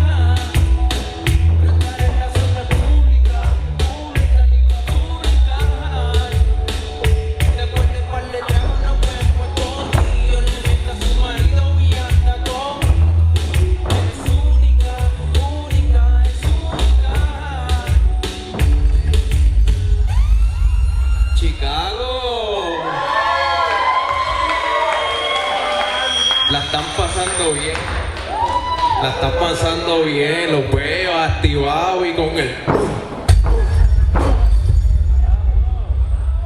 A mí me gusta todo eso. Me gusta verlos activados, me gusta verlos bien contentos. Mi nombre es Axel.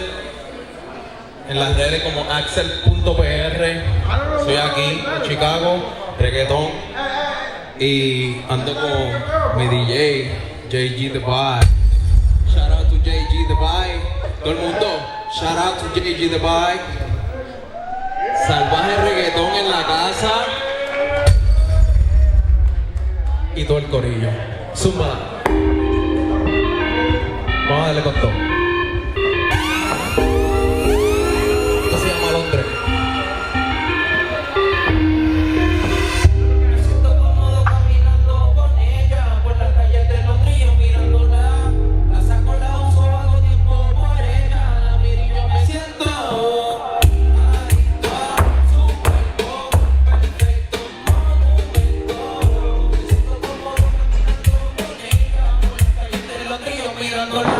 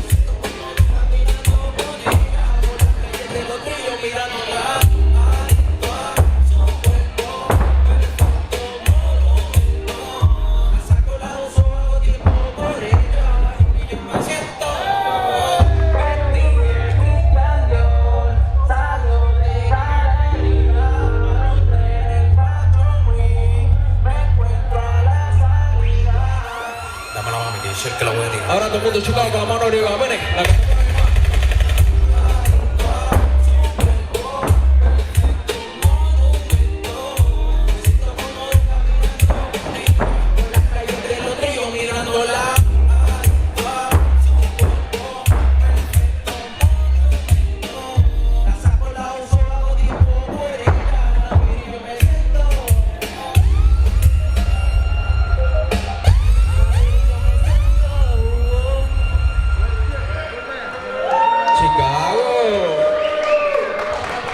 Gente bella, tengo una más y después de esta nos vamos con el corazón en la mano y con el cariño que ustedes nos han dado y los vamos a seguir dándole wrestling. ¿Estamos ready? Nos fuimos con parto.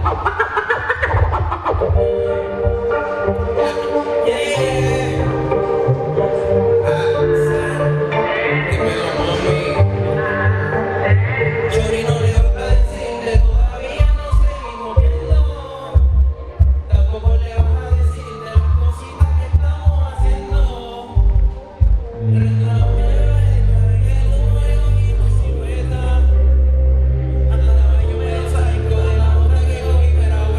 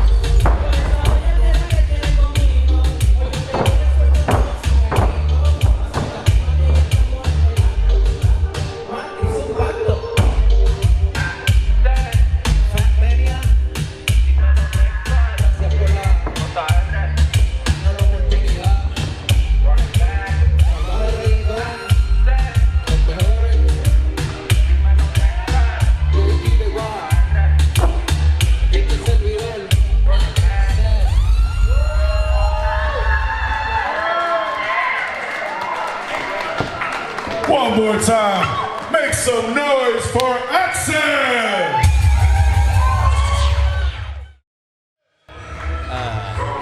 Seat, a throne to claim, being offered right now. Making his way to the ring is the commissioner of Fab Wrestling, Tim, a phenomenal man, a class act by himself, and absolutely a dominating factor, a mover, a shaker, a shaper of Fab Wrestling.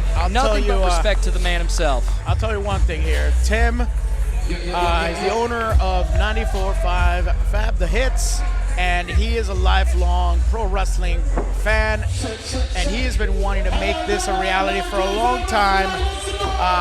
Fab Wrestling exists because of this man, and he's got an announcement here today.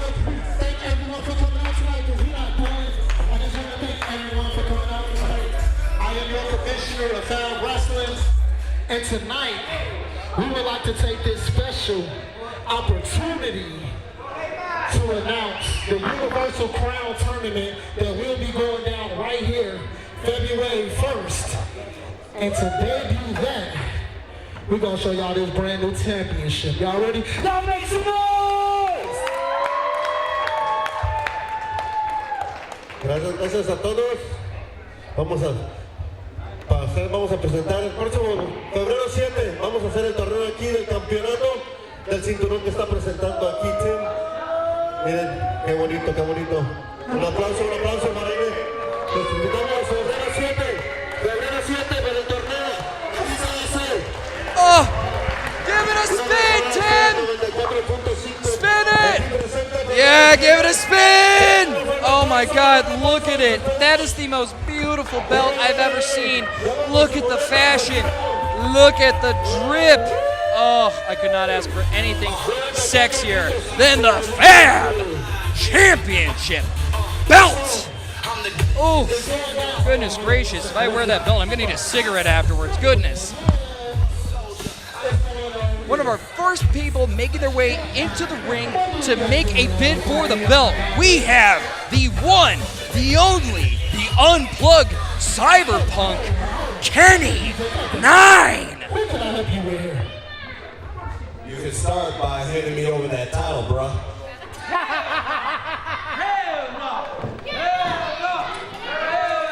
You think you deserve this title? I've been in the game for 6 years. It's time to give me my crown. It's time for you to earn that crown. You got a match tonight, right? You think you got what it takes to wear this championship belt on your shoulder, around your waist, and represent Fab Wrestling? Better believe it, bro. I doubt it. Well, since we got a match here tonight, hey Mason, you here? Since you got a match, and you know, I got more to come. So, I'm gonna invite out a special friend of mine, and we're gonna kick this off the right way. This will now be a Crown Reign Classic match, qualifying match, to see who competes for the official title, February 1st. Party boy. It's your boy, Mason Perks, making his way to the ring. Sipping on that perk, having a drink, having a smoke, taking his time. Let's go. You gotta play some noise. Let me get some noise for Mason Perks. Let's go. Come on now, I say, yeah, here we go. If y'all ready to get this match started, let me hear you say, hell yeah. Let's go. Hell yeah, Javi. Kenny 9, Mason Perks. We are looking at a phenomenal. This match between Mason Perks and Kenny 9 is now a qualifying match for the tournament for the championship of Fab Wrestling. So they're both very colorful in their dress choices here. Absolutely. And I gotta tell you one thing here. This is now a qualifying match for the Fab Wrestling World Championship taking place on February 1st. Mason Perks is keeping all his jewelry in a Crown Royal bag right now. Oh, God. Man, can we work on getting a sponsorship from Crown Royal? See if we could get a couple of those bags? Maybe, and look what they just dropped off right here. Oh my God! This is the Fab Wrestling World Championship sitting here on our table. It is beautiful, and we can't wait until the tournament to crown the very first champion. Oh my God. Look at this belt.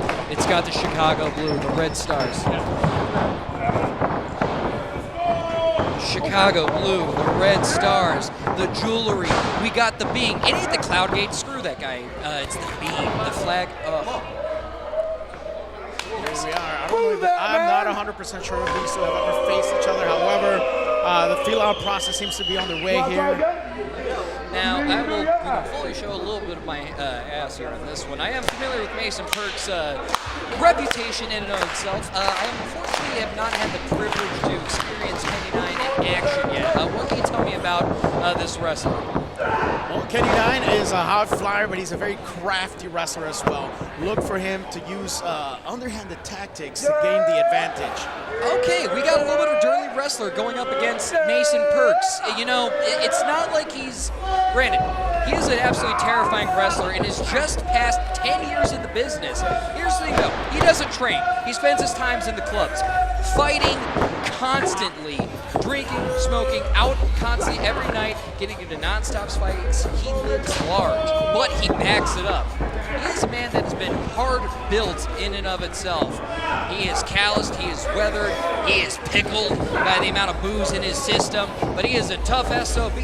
Kenny 9, the unplugged cyberpunk, is bringing forward the new age, the era of the future, but can that topple the Bacchanalian past that Mason Perks seems to be representing here right now? Bringing a little bit of an old flow here from an age past, bring those dreads. They are absolutely whipping right now. Honestly, God, they both got immaculate hair each. Frankly, I think that's what the real championship battle is battle of the hairdo. Oh, with a shoulder tackle there. Massive shoulder tackle. Good God. Mason Perks, I wonder if we're going to see his one of his signature moves, a Rough Rider. He calls it the percolator. Absolutely a nasty display. We're going to see if he gets any of it in action right now. But Kenny 9 right now is stalking the edge of the ring. Mason Perks is not letting him enjoy that whatsoever. Flying crossbody, and he literally just got caught off there into the post. Oh! Goodness gracious. I don't know if the booze is going to preserve his spine there, but Mason Perks, Mason better hope that he is numb enough from everything in his system right now, because that would have to sting. Scoop slam right to the concrete. Kenny 9 is really thirsty for that belt right now. He is hungry for it. Mason Perks really is going to need to get his head in the game if he wants to take that victory. And I think he might have just stepped up into it. Kenny 9 has got to try his best to stay awake. A vicious slap dealt by Mason. Looking to build up the momentum right now. Ooh! Kenny with the reversal. Body chop. Absolutely nasty. Just painting the pasty body of Mason Perks. Definitely going to leave a mark. Ooh, Kenny 9 bringing nothing but 10s right now. Oh, he gave him a receipt. That's what that's called. I don't know if you're familiar with that, but that is when you give it right back, and Mason did that. Frankly, he gave it with interest there. Ooh! Kenny 9 it is just nothing but a trade of receipts back and forth. He's got to be careful there. Mason needs to preserve his liver at all costs if he wants to keep his lifestyle, that's for sure. Oh! And here we have a move only reserved for Divas matches here. Putting the feet on the hair, stretching it out. That is a sign of disrespect if I've ever seen one. Goodness gracious, he's got to be careful. Going to yank out some of those braids. I don't know why he's looking at me. I ain't going to do anything. Back elbow after back elbow. Getting ahead of steam here. Oh! Nasty. Right to the face. Nasty. Nasty. Fuck. Oh! And another one. From Mason high to Mason low. Nothing but pure bony knees. Kenny 9 there with a soccer kick. Oh! And here we go again. That disrespectful diva-style move, as I mentioned. This is going to be a barroom brawl than any sort of match as is. We got to make sure that we keep any sort of glasses away from these two men. You think I'm Kenny not trying to make any pill joke. This is about the fact that someone's going to get a glass to the face if this keeps up. You think Kenny is jealous of the length of the dreads sported here by Mason? That's the only reason I gotta say that he's trying to rip him off of his head. Sidewalk slam! I don't want to say anything about it, but let me just kick out. Fill in the answer for you. Probably. There's still a lot of fight left in Mason. Kenny 9 here needs to come up with a different strategy because Mason has been around the block. He knows how to get it done in the ring, and frankly, I just don't know if Kenny 9 really understands what kind of competitor he's in the ring with. That is something you cannot take for granted. Mason Perks is a very deceptive wrestler when it comes down to it. He's loud, he's brash, he's mean, he's dirty. He's damn good at wrestling too. He can talk a lot of shit, but here's the thing. Oh! He can back it up! Off the top rope with that Yicket kick is what he calls that. Yicket! Absolutely devastating. Mason Perks, master of the Yicket, father of the percolator, and absolutely dominating wrestler. It's time for the percolator, and it's time to put Kenny 9 to sleep. Go to sleep, Kenny. Now they're just trading blows here. Both men showing the effect of the match. We're about to go from 9 to midnight if Kenny keeps this up. Kenny is a very, like I said, deceptive wrestler. He can talk all the shit he wants because he really can back it up. He's a skilled wrestler, 10 years in the game, multiple titles to his name, and he wants to keep getting more of them. This is just another belt to add to his stash right now. Oh! His closet is big. Flying clothesline. Going absolutely nasty. Kenny Mason 9 is going to work now. Working him right now. Perks Boom! There you go. Absolutely pulverizing Kenny 9. Another boyfriend thrust getting out of there just barely. Gets a 2 count on that one. Just barely the 2 count. Marcus is, but maybe say please, Marcus. It might work. Mason, say Marcus. Have we dealt with Marcus? Marcus owes me money. How much money does Marcus owe you? Tree fitting. Tree fitting? Just about tree fitting? Tree fitting. Are you sure that wasn't a Loch Ness monster? I was about to say I thought it was Marcus owed tree fitting, but it was goddamn Loch Ness monster. Frankly, Mason probably has talked to Loch Ness Monster in one of his fugue states from all the drugs in his system. Roll up. He's got the tights. Kenny 9. Ooh! Kenny Mason just barely bouncing out of it right now. Kenny 9. Roll over. Staying tall. Oh, God, he's lost his headband. Will he lose his power? Homage to the great ones here. Is he going for the macho elbow off the top? Ooh, yeah. Why don't we give him the elbow? Dig it. Snap into it. We're talking about sponsors. Ooh, you gotta keep your there it goes. Ooh, Beautiful yeah. elbow from the heavens. Oh, and Mason Perks is still in this. Kicks out at the nick of time, just a hair under 3. More like nicotine. OT. Oh, goodness gracious. Mason Perks is a damn hard man to keep down. Kenny 9, I am blown away by his skill so far. The fact that they are still going toe-to-toe, slugging it out, this is turning nasty. This was already a dirty fight before, but now this is just brutal. It's just mean. It's starting to fall apart. With that Yicket! Is this it? This is going to be the nastiest title so far. Got him! Mason Perks qualifies.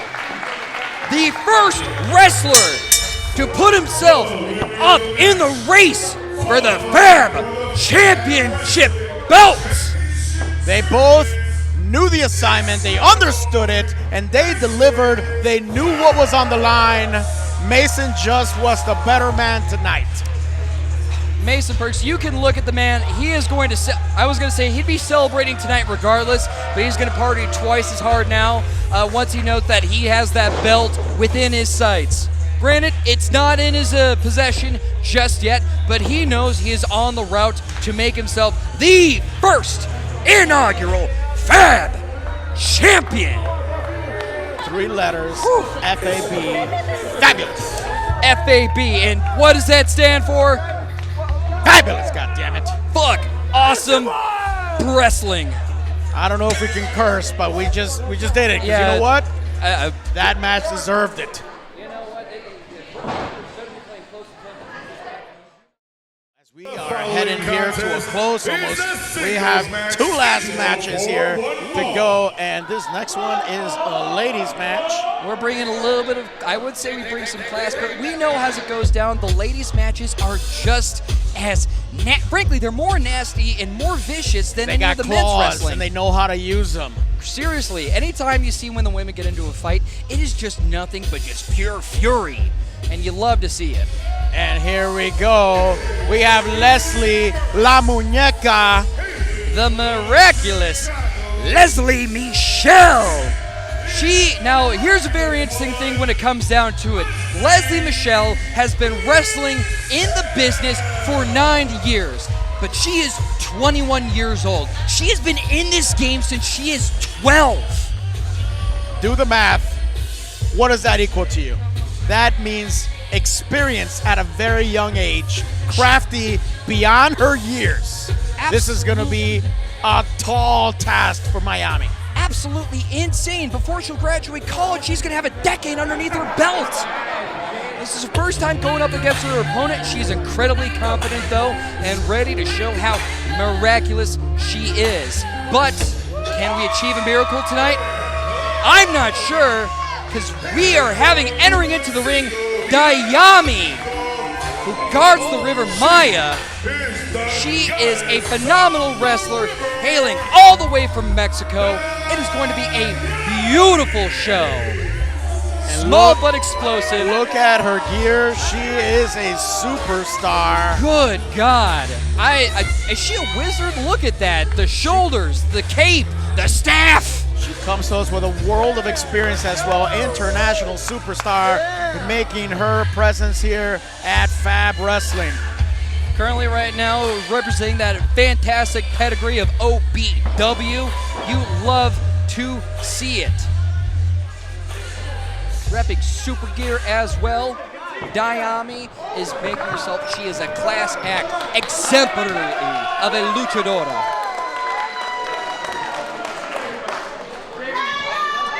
But will we see a miracle here tonight? It is really going to come down to the absolute inches of the match. How many inches of hair are going to get ripped out? What's the over-under on Nino's lost? I'm going to go with a full 100 here, because especially from Leslie La Muñeca, because we know that she's not above breaking rules, and I'm pretty sure she's going to use those claws. Oh, hey, Dayami right now going for short nails. That's smart right now. The miraculous Leslie right now absolutely's got those claws on her, but we'll see if Dayami might be able to declaw or go 10 for 10, ripping them out right now. There's Leslie showing that she is no slouch. She's not working out. If anything, she's trying to showboat right now. I think she might be trying to antagonize Dayami right now, get her to chase after her. Dayami, though, is incredibly small. She is an absolute dynamite, though, an explosive energy that you cannot take for granted in regards for her size. It's deceptive. She will absolutely wreck house of even the largest wrestlers as is. You know, I've learned over the years that you can't count a superstar out based on their height. And right now, Leslie Michelle is mocking her height. It might come back to haunt her. It certainly can. Leslie's playing playing a gambling game right now. The psychological one, trying to antagonize your opponent. Granted, it's definitely going to piss them off. Will it get them out of their game and defocus, or will it just make them hit twice as hard? So far, it seems that Leslie might have gambled wrong in regards to that, because Dayami is absolutely making work of her. Quick roll up there, but could not get the W. Leslie Michelle, though, getting that counter and the leg counter right now. Oh, single leg, and she's going for a submission here. She's got to sink it in deep. She's got to sit down. This really got to pull in. Dayami is not letting her fold her in like a towel right now. See, you mentioned her years of experience, but that was a lack in judgment. For a person that's had that many years, she should have sat down, really cinched it in. We might have seen a winner already, but obviously the match continues, and she continues to punish that leg. with a whipping, wicked leg DDT. It's going to be a very interesting show here. I got to say, like, Dayami absolutely has years of experience underneath her belt, but getting up to 10 years with Leslie right now, it's going to be very interesting. It's not, both these people are... Oh! What interesting submission here. Even looking at? Goodness gracious. Oh, she rolled her up. Now, she scooped her into a pin position here, but that was a very interesting submission there, stretching the back, stretching the neck with a bridge over her opponent. Honestly, I can hear the vertebrae crack from here, and I kind of need that to happen to me. I'm not even trying to be like weird about it. My back is absolutely destroyed. I just need a big rush, man, to just give you the hardest punch straight to my spine. Like, whoa! I gotta forget that. 619 arm drag. Dayami going for, leg scissors there. Whips. The scissors. Dayami showing her full repertoire of moves here. I just saw a nail. I saw a nail go flying. There we go. I saw the same thing too. All right. Wheelbarrow, and we saw a nail of Lucky Fan just got a souvenir. Okay, I can see 2 on the ring so far. For those at home keeping track. I gotta tell you, any fan that did pick that up, I don't know if that's lucky or just plain gross. They better not try to keep it, because here's the funny thing: if you keep one of Leslie's nails, she will appear in your mirror at night and kill you in your sleep. Usually that's reserved for someone saying her name 3 times, but is she the monster under your bed? Leslie.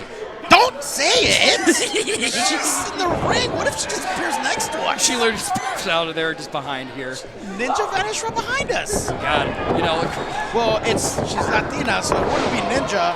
It would be La Brujeria or something, La Llorona style. I was going to say, we're truly chasing Brujeria magic here right now. I got to say... Frankly, I think we're channeling a little bit more of the Aztecs. We're looking at some human sacrifice. It has been vicious, all these matches, but something about this particular match right now between these two, there's something about it that just seems a lot harder, nastier. These seem to be just wanting to deliver as much pain to each other as possible. We're not going for wrestling moves, we're going for torture techniques. We're going through the manual of the Geneva Convention. We're using it as a checklist. Well, Leslie here, she's got something to prove. Knocking someone off like a Dayami will do wonders for her career. Now, she might have spent a lot of years in the pro wrestling business, but she isn't exactly making waves, and she needs a victory like this to take her to the next step. That's really when it comes down to one of Leslie's biggest struggles right now. She's a hot shot. She's got a big attitude. She's right now focused on keeping herself as centered as possible, but she does not have her eyes right now on the game. But I swear, when she really locks in, she's going to be a force to be reckoned with. But she has raw talent in extreme amounts on her side. And will that be enough to overcome Dayami? She has technique, skill, expertise, durability. Durability really being put to work right now. And we talked about Leslie breaking rules. She's doing exactly that. Choking Dayami over that second rope. She's a rebel. She's a punk. Really testing that referee authority there, getting in his face. No luchadora honor to be found here whatsoever. She is a fab wrestler wanting nothing but that victory. Just barely escaping out of her grasp just yet. Cartwheel slammed right on top of Dayami. Knocked her wind right out of her. That's got to do horrible wrestling for the later portion of this match. She's going to need that second gear to really make it to the end here. For real. Leslie right now is looking to, this is less of a miracle or an absolute pure sacrifice being put on display right now, but Dayami is still remaining tall. Her side, she is durable. She is made of some stern stuff, and oh god, firstly, she needs to be able to get her breath back in the first place. We're gonna have to see if she has what it takes to hold on. So there goes that youth of that brash nature of being young. See, she had Dayami right where she needed her, and then she was showboating to the crowd, showing them that she is vicious. But now look at her; she's at the other end of a neck snap over that top rope. Dayami at the top. Dayami going with the splash and the crossbody. lock. Leslie cinching a miracle, barely breaking out of that, just holding it together. Well, we've seen Leslie on the offensive the majority of the time of this match, and that definitely crossbody, as amazing as it was, I think Leslie still's got a lot in her tank. Dayami's going to need a little bit more to do. We need to see Leslie's defensive game, though, because right now she's being put on the back foot by Dayami. Say what you will, Dayami. Oh, enziguri to the shock of the head. God, she was durable. She was able to hold on and survive Leslie's onslaught, and now she has turned the tide. Can Leslie hold up against it, though? That is the trade-off right now. The tides of battle have shifted in Dayami's favor, and Leslie really needs to cinch it in order to go the distance. She has the wealth of experience on her side, but maybe not the wisdom of age. Got a fireman carry into Samoan drop. Going with the lock right now. I don't think she's Samoan. We got a 2 count? No, a 2 count. Twofer. That's a twofer. That ref almost counted a 3. Just barely. Just no trace. No trace. We all heard of what could have been a 3, but I think that ref literally had Dayami's shoulder right up as he hit the mat, making that last-minute escape, last hair of a chance of an escape there. Meanwhile, Dayami just got the off button hit on her, going down onto the ground. Leslie going for the hair, as always. Ooh, really going for the hair. You cannot go for the hair any harder if possible. Damn, you scalped her. I gotta tell you, I think that's a sign of desperation. Leslie doesn't know what to make of Dayami. She has tried everything and she can't keep her down. She's basically coming back to a street fight style. That's the kind of behavior you see 2 high schoolers doing, fighting over a boyfriend that dumped both of them. Absolutely. Dayami right now is still going for an absolute brawling style right now. Leslie, meanwhile, like I said, is really bringing it back to a dirty fight, backyard style right now, being vicious. This is, mutual destruction right in the ring. Now the ref is here. Honestly, the 10 count both of them. We got to see who's going to be able to get back up first. This is really where we're going to see the differences between the two. The skill and the pedigree. The honor, the legend of what it means to be a luchador versus someone with years of experience, nothing but their own drive and momentum to push them forward, but lacking that refined edge of discipline, of honor, of grace. Which one will take the victory? They're both back up to their feet here. It is skills versus skills versus talent here. The blending of the two. Once you're on the back foot, once you're on the defense, and once you think you might be out of your last legs, this is where you're going to see the difference in who can dig deep and take the victory. Because like these Leslie two are was destroying each other. Oh, Northern Light suplex with a hook! Oh my God! Oh! Nasty! That was a thing of beauty. I love me a good bridge, and that was as textbook as you can get. Look at Leslie. She barely knows where she is right now. She's rattled. She is shook right now. Look, she has not dealt with a fighter like Dayami before, but she is still not. Factor face Ooh! Not out of the fight whatsoever. Leslie getting back that attitude. A lot of attitude. And you could hear her screaming at the top of her lungs. That was her biggest shot, and it did not pay off. What is Dayami doing? What is Dayami doing? Taking advantage of the legal system right now, it seems. I'm not used to seeing Dayami, use underhanded tactics, but I gotta tell you, that was a little unorthodox of her style. As much as they've been talking about the mental game of Leslie right now, Dayami really has been put in a rough position right now. Leslie is a hard opponent. Oh, 6-1 Nasty! corner! Ooh! Caught her dead on the face. We're going high!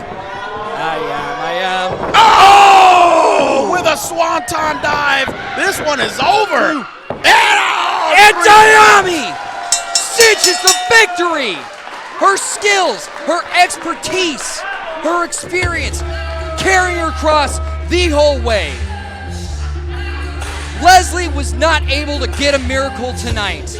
Oh, they were hooked a little bit. They got hooked. Thankfully, they got dislodged. Dayami, broken, beaten, bloody, standing tall, standing victorious. I gotta tell you, Dayami earned that victory. Leslie was no slouch out there. She came in today and she proved why she's one of the top female wrestlers here in the Chicagoland area. Blood, sweat, and tears on both sides of this fight so far. You may not like her style, but it is effective. And Dayami came out here with the victory. I respect results at the end of the day because it still takes a lot of work, a lot of skill, a lot of determination. Frankly, as they said, you know, when it comes to breaking law and trying to make money that way, you're always going to make barely any to get by. It's harder to do illegal things than actually go the legal route. And you got to give credit when it comes to that work ethic to have to go against the odds, constantly battle uphill.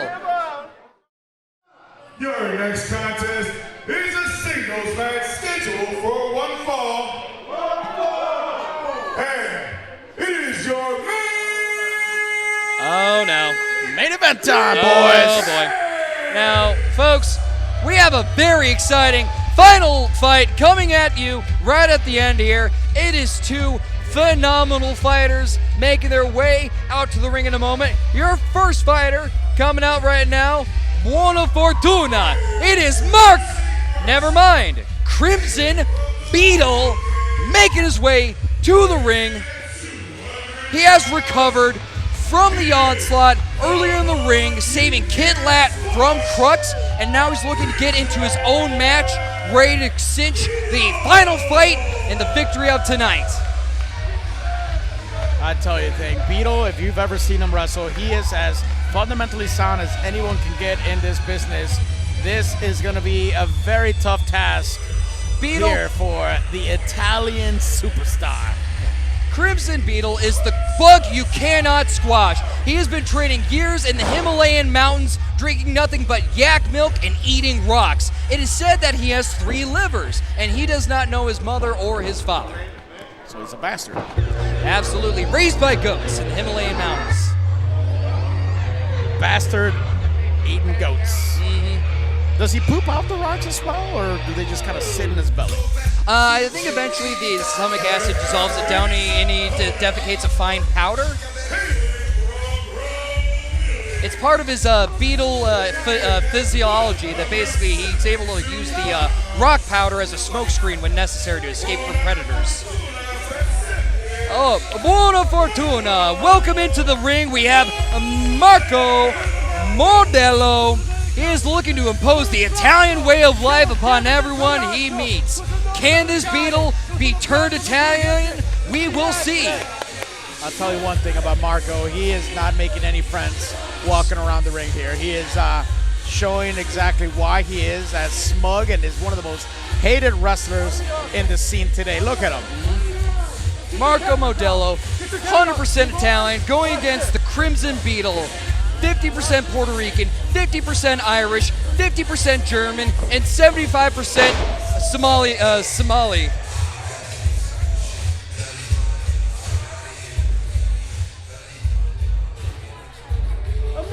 Now, it is said about Crimson Beetle that he ate his twin in the womb.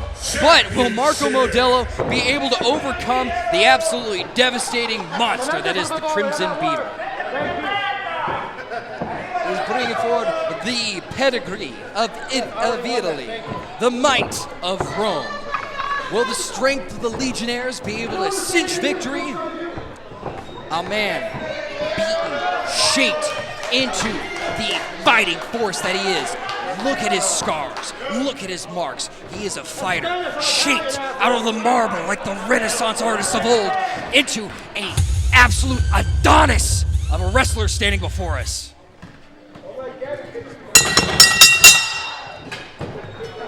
I was not in charge of the bell before they left me to the bell. I whacked the shit out of my hand on that one. Now, Superhero going up against Super Sicilian. We are going to see. Was that a? Okay, I thought he palmed the ref some money there, but just handing off the cross necklace. Frankly, should have held on to it like a weapon.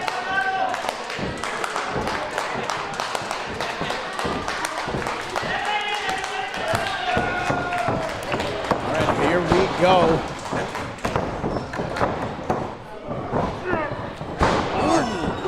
Crimson Beetle already getting off to a very solid start right now, trying to keep Marco on the ground. Already getting the reverse. Thankfully, when it comes to the Crimson Beetle, he is quadruple jointed. Oh my goodness, getting a throw like that, absolutely ridiculous. Just amazing mat technician is Marco Modelo here, and he's shown Beetle exactly. He's going to take him to school here tonight. Goodness gracious, we're getting some actual Olympic wrestling going on right now. Nothing but grapples, throws. Ooh, Crimson Beetle stopping the throw right now. Did you know one of his legs is actually metal? Ow! How many more facts do you know about this Beetle guy? His right leg is also made out of wood. He took karate lessons online, and he ate his twin in the womb. Interesting. What level of mixed martial artist is he since he did it online? Is there some sort of color belt? Plaid belt. Plaid. Oh, okay. That makes sense. He made it up to Scottish tier. Interesting. That's very fearsome, I believe. Yeah, you really got to be careful with it. They still fight with the kilt, still no underwear. Huh. Those high kicks are more for psychological effect. Oh my God, Marco doing a absolute handstand right off of Crimson Beetle. Marco just showing exactly. I think he's just trying to show off Beetle here now, because definitely the athleticism side of this match, definitely Marco with the edge.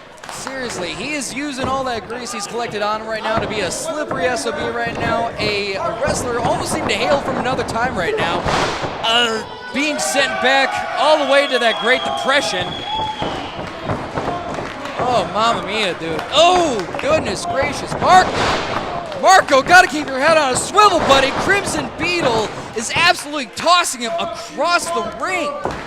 I gotta say, Javi, the matches tonight have seemed to be very size-wise imbalanced. It's been speed against strength, big against little, alien against Italian. You never know what you're expecting. Not to mention that most of these matches, being the second Fab Wrestling ever, most of these people want to come out here and they want to make a name for themselves. They want to make sure that Fab Wrestling is theirs. They want to put that stamp that when people come here, they look at a Marco Modelo and say, that is the man in Fab Wrestling. But I'm not sure they're going to be saying Marco. They're going to be saying Crimson Beetle, who right now is seeming to be just making an absolute example over Mr. Modelo. And look at that. That is a veteran move right there. He's taking his time. Timeout. They said there's no timeout in wrestling. However, that definitely looks like a timeout to me. From my understanding, I believe Crimson Beetle's father has been petitioning the board to get timeouts back on look at this. The rule list there. The fans may not like it, We have been playing tag here. Modelo is using every inch of this. Oh! Every inch of this building to his advantage up until that point. He got caught with that drop kick. Like the slippery Sicilian he is making his way across the entire ring, the entire event venue right now, and he has finally turned the momentum, and oh my God, he went for the slam and bounced off of Crimson Beetle himself. Nice scoop slam into a leg drop combo. Very effective, very unique strategy. Crimson Beetle apparently weighing up to 500 pounds right now, located all within his lower legs. You'd be surprised at the absolute center of gravity that he is, using that to his advantage.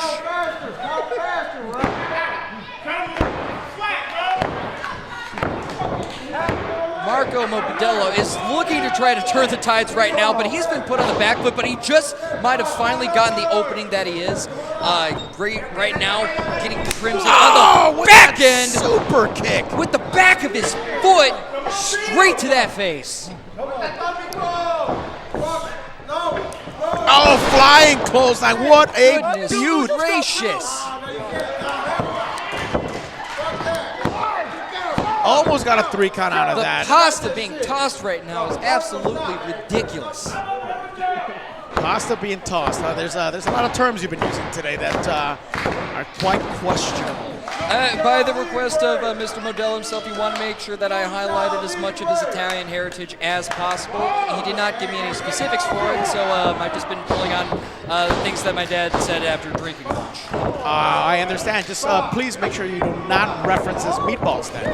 Oh, 100%. We already had Disco Ray's balls here earlier. I think we basement style 619. That was beautiful, sir. 619, absolutely devastating. You know, we could talk less about balls and done more than enough about the action here right now. Cocky pin. I don't care what kind of offense you put on anybody. Those literally never work. Ask Chris Jericho. Never did. Marco Modelo still striking a pose like he is a statue carved out by Da Vinci himself right now, using nothing but the imperious nature of the Legionaries themselves. He is dropkick. dominating Crimson Beetle. It is the might of Rome they are looking at right now. The fall of Rome with that nasty leg drop right now. He is bringing the might of the legions here today. La Golia, the pride of Italy, if you will. Oh, with that stomp, using Crimson Beetle's own weight against him there. And like you said, he weighs close to a ton. Absolutely ridiculous. Marco needs to put that to his advantage because, quite frankly, his advantage right now is how insanely light he is. Oh, that was amazing. And the crowd literally upset with him. You love to hate it. You hate to love it. You love to see it, regardless. He's not here to entertain them. He's here to win a match by his way, not theirs. He's here to be entertained himself. Oh! Took too much showboating time there, and Beetle's got him up on his shoulders here. And now got him by the horns. Not the beetle horns. Did you know that those are actually a part of his skull? What is going on here? Oh! The referee Marco! got tangled up. Marco using the ref to his advantage. Sniped him with the fall of Rome. Nasty leg kick right there. Crimson Beetle still kicking out of it right now. Still has a lot more left on the tank there, as the old saying goes. But Marco here, Modelo is just taking his time. He knows he's in the driver's seat here. He can feel victory. Now, now in Italy, you can't say buona fortuna if you want to say good luck, but there's a proper saying if you want to actually use it in Italy. It is il bocco al lupo, in the mouth of the wolf. Oh! With that enziguri to the top.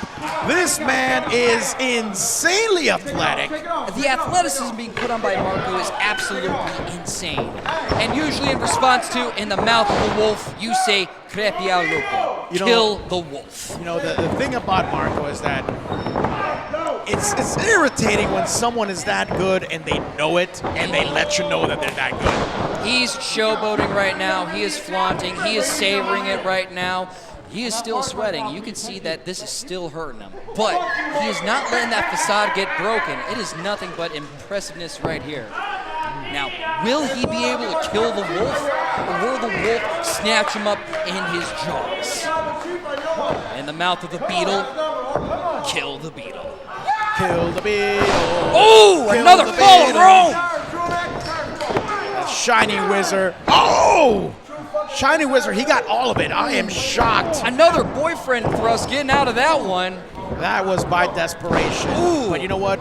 Usually that boyfriend thrust at the very tail end is also by desperation. Yeah, no, seriously, it's that last bit in the tank. You just hope you get the job done and make it another night.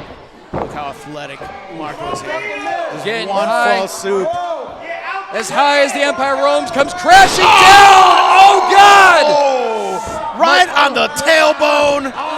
That cannot feel good at all. Marco, your ass, protect it. Oh! Chaos Theory! Mia! That was Chaos Theory at his best. I've never seen such beautiful version of that before, and he's held onto the hook.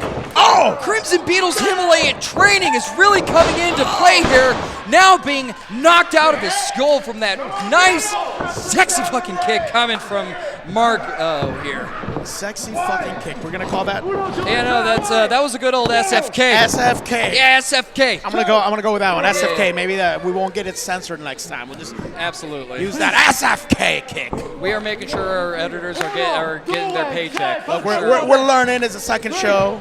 Maybe by the 10th show there won't be an F-bomb anymore. We'll just have letters that mean everything. Everyone that's following along will know what we mean. Exactly. We got to go the Scientology route. Nothing but acronyms across the board. We're making up new words to begin with. Oh! There we go, outside. This is gonna get ugly out there, guys. Marco pulling the Beetle out. Absolutely. Looking to pull him up leg by leg. We are torturing Bugs now. But right now it is the fury of the Beetle. What is Beetle going here? What is he calling for? Is this a disco ray move? Oh! Right to the skull. We are Marco, take a seat. Take a seat, beautiful Marco. VIP seats in the front.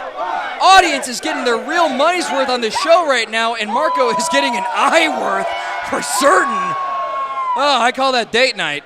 I don't know about you, but yeah, let's get some cross jobs. You love it. This referee really needs to start counting a little bit faster. He's really letting them go out there. He's looking like when he's watching his like niece and nephew fight. He's like, guys, come on. Your mom's about to get That home, is the okay? longest 5 count I've ever seen in pro wrestling. The slowest possible. Really taking his time. Crimson just tapping in, making sure. Are we back on a 1 count? Did he just revert back? Well, Crimson hopped to the ring to get the technicality taken care of to reset the count, and well, this rev is gonna. Oh, we're back at 2. We're back at 2. All right, hold on. I wonder if he's ever gonna get to Give me a 6 or second. 7, huh? Gonna take a quick nap 1 second. Let me know when it hits 3. Counts are down. There we go. Woke up just in time. Welcome back to the show. Thank you. How long was I out? Judging from his count, I don't know the exact count, but it was 2 seconds in ref time. It's been 35 years. Oh my God! I think they just knocked out about a few years of memory out of each other's noggins on that one. They're both down. This is where both of them got to dig deep, figure out what's it gonna take to really get that W. Do you think they could talk this out still? There we go. The bug Beetle. you can't squash, twitching back alive, back in action. Marco barely coming back to consciousness. Marco with that right hand. This is going to be where the matches Beetle. get brutal. They get nasty. This is where it's just viciousness, insults. Kick to the side of the head. And they are just tired. They're just throwing last bombs there. This is the last bit of gas left in the tank here. It's not about technique. It's not about strategy. This is about willpower. This is about fury, determination. Who has what it takes to go the final distance? Not the knee! Oh, Shining Wizard with the exposed knee. This has got to be it. Oh, Beetle somehow stays alive. Just barely. That Beetle unable to get quashed. Still twitching. Exoskeleton cracked. Wings shredded. Antenna snapped. Like you mentioned, those years and years and years of training in the Himalayas. Is that where he's at? It's 47 years training in the Himalayas, yes. From what I've heard, he's also spent some time in the Arctic. Absolutely. 39 years in the Arctic. With that beautiful back elbow, he can taste it. I think we're about to witness the finish here. Crimson Beetle trying to go for that Oh, finish. beautiful. He knows that he Over has his shoulder. Marco right where he wants him. Oh, no. I'm dizzy. I can only imagine. What's going on here? Oh, God. It's Crux is back. Crux. With an inner Cruxkin.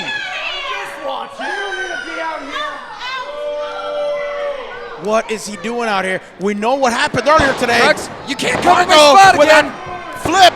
What's going on here? Crimson Beetle distracted. Marco's gotten his 3rd win back. Are we on our 4th or 5th? Frankly, how many wins been passed by now? Frankly, with Cruxton by, I can smell a couple wins being passed. Goodness. Oh, God. Both these wrestlers are barely holding on to consciousness right now. I don't know how this match is still going on. Beetle now has to worry about Crooks outside. We know what happened earlier in the show today.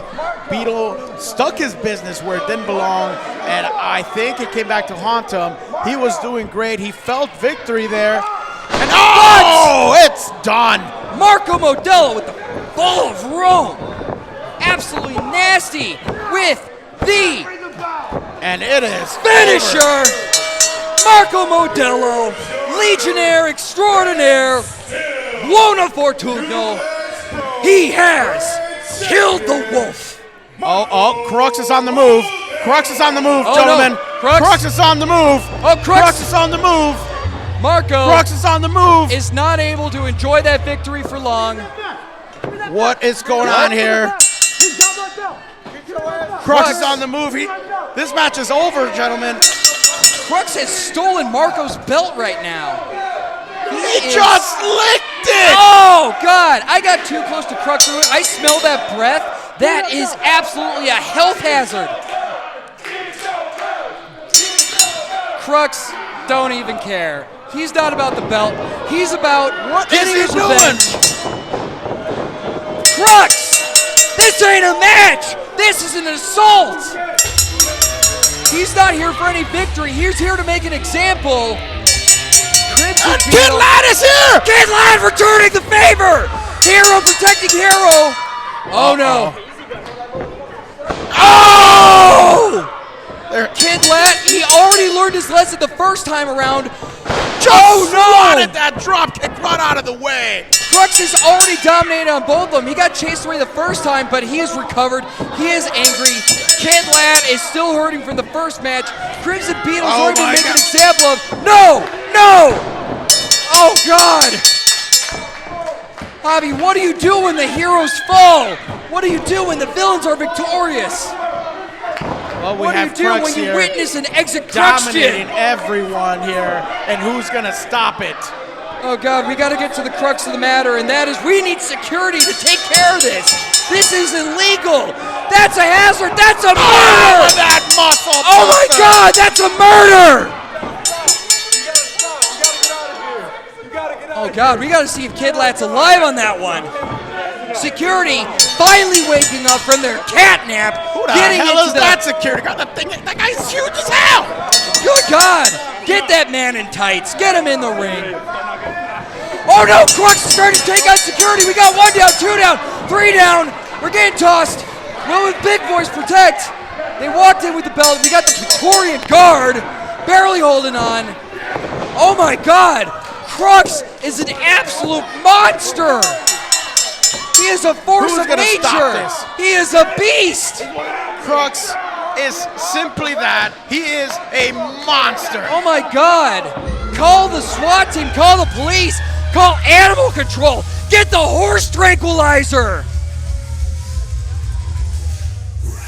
At the end of the night, Crux is the one to stand tall and act like he's dominated the ring. Crux, who did not win his match, is stomping around like he owns the place. The audacity, the gall, the insults. How dare! I have never been more insulted, afraid, driven mad by a scary, scary clown. Still going toe-to-toe with security. He's made his point. He's had his yucks. He can walk out with his head held tall and leaving the security broken, bloodied, and bruised. Hey, what's up, y'all? We love y'all, man. Hey, I'm Mickey Hunt, man. Thank y'all for coming out in the old mansion. But to a fast 100 niggas could imagine. I'm getting head on Lake Shore Drive in the back of Phantoms. Another rapper better than me, I couldn't imagine. The bitch was sucking my dick. She told me it's delicious. The new fan I was smoking, I called this shit vicious. One chick was making me dinner, the other do the dishes. They both suspicious, but they both usually shut up and listen. The gold Cuban watch, the gold Cuban link glisten. My blood Cuban, when he speak, I be paying attention. So if the baby don't mind if I paid him a mention. In high school, we sold legal bags in detention. Put up my mouth, I dropped top bins cause it was rented. The club is so low and hard to track the hardest pitches. My brother Sluggo had the guns on the bro ham. 4 fingers, no thumb, let him know, fam. Got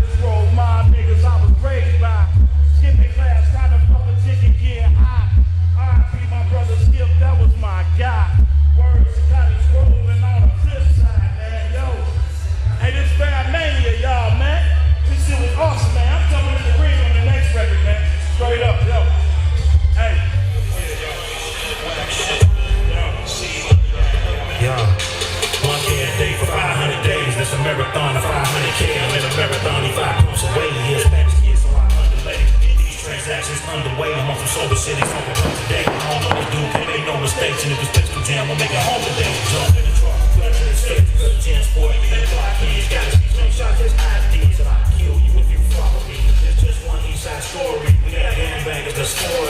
So bitch, they gon' ignore me. When a bitch, they gon' try to extort me. But I'm insulated by OGs, they cobras like Shinobi. Concrete 10 toes, standing on 10 feet. Never been here before, we ain't shit sweet. You run these streets, doing shit by Greece. Put the lane of the game, rocky, rock free. I in the game, solo party, and I ain't fuck with y'all. I'm a real MC.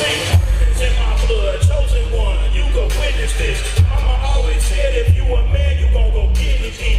Greatness in my blood since I played the Sega Genesis. Mama always said if you a man, you gon' be limitless. I am limitless, y'all. We limitless. It ain't nothing we can't do, man. We limitless. I am limitless. I am limitless. It ain't nothing we can't do, y'all. Yeah, no. The one from Cotton Grove, look what I beat. They depending on me. I'm a great cultivate like the monster. At least I got a stack if you nigga rapping fucking with me. Not just the bump, nobody else touch me. I make a dream on the rush and I come bed rock. Simple 16 like the city shell shot. Shooting niggas feet, make a real hip hop. I'm touching the pistol that hit like a missile on a pump with these idiots. Bro, when they hit you, gon' fragments and tissues on anyone hit you. Blood everywhere.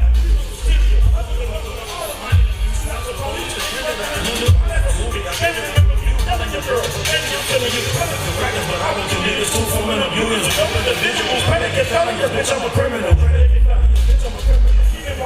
Ain't no subliminal. Stopping you, saying like I was a cynical. Watching decisions, stop making the shit. You won't put my mind to it. Ain't nothing I can do. Chosen one, you can witness this. Mama always said if you a man, you gon' go get it then. Greatest in my blood since I played that Sega Genesis. Mama always said if you a man, you gon' be limitless. We limitless. It ain't nothing we can't do, y'all. We limitless. Shout out Fab Mania, man. Love this shit, man. We limitless. It ain't no motherfucking limit. Hey, thank y'all for coming out, man. I'm Mickey Hunt, man. I love y'all. Check me out on IG, Mickey Hunt 13-3. I rep the new shot clip, man. This Fab Mania, man. Fab 94.5. The hits. We love y'all, man.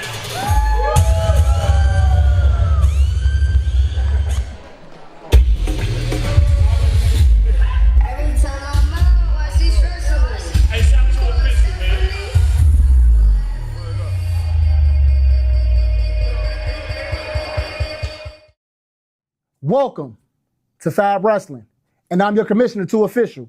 And today, we'll be speaking about some very important business, the Universal Crown Classic, where 8 men will enter, and 1 will reign supreme as the Universal Crown Champion. February 1st at CIELOS nightclub, 3801 West Lake Street, Stone Park, Illinois. Universal Crown Classic, and it's not official unless it's too official.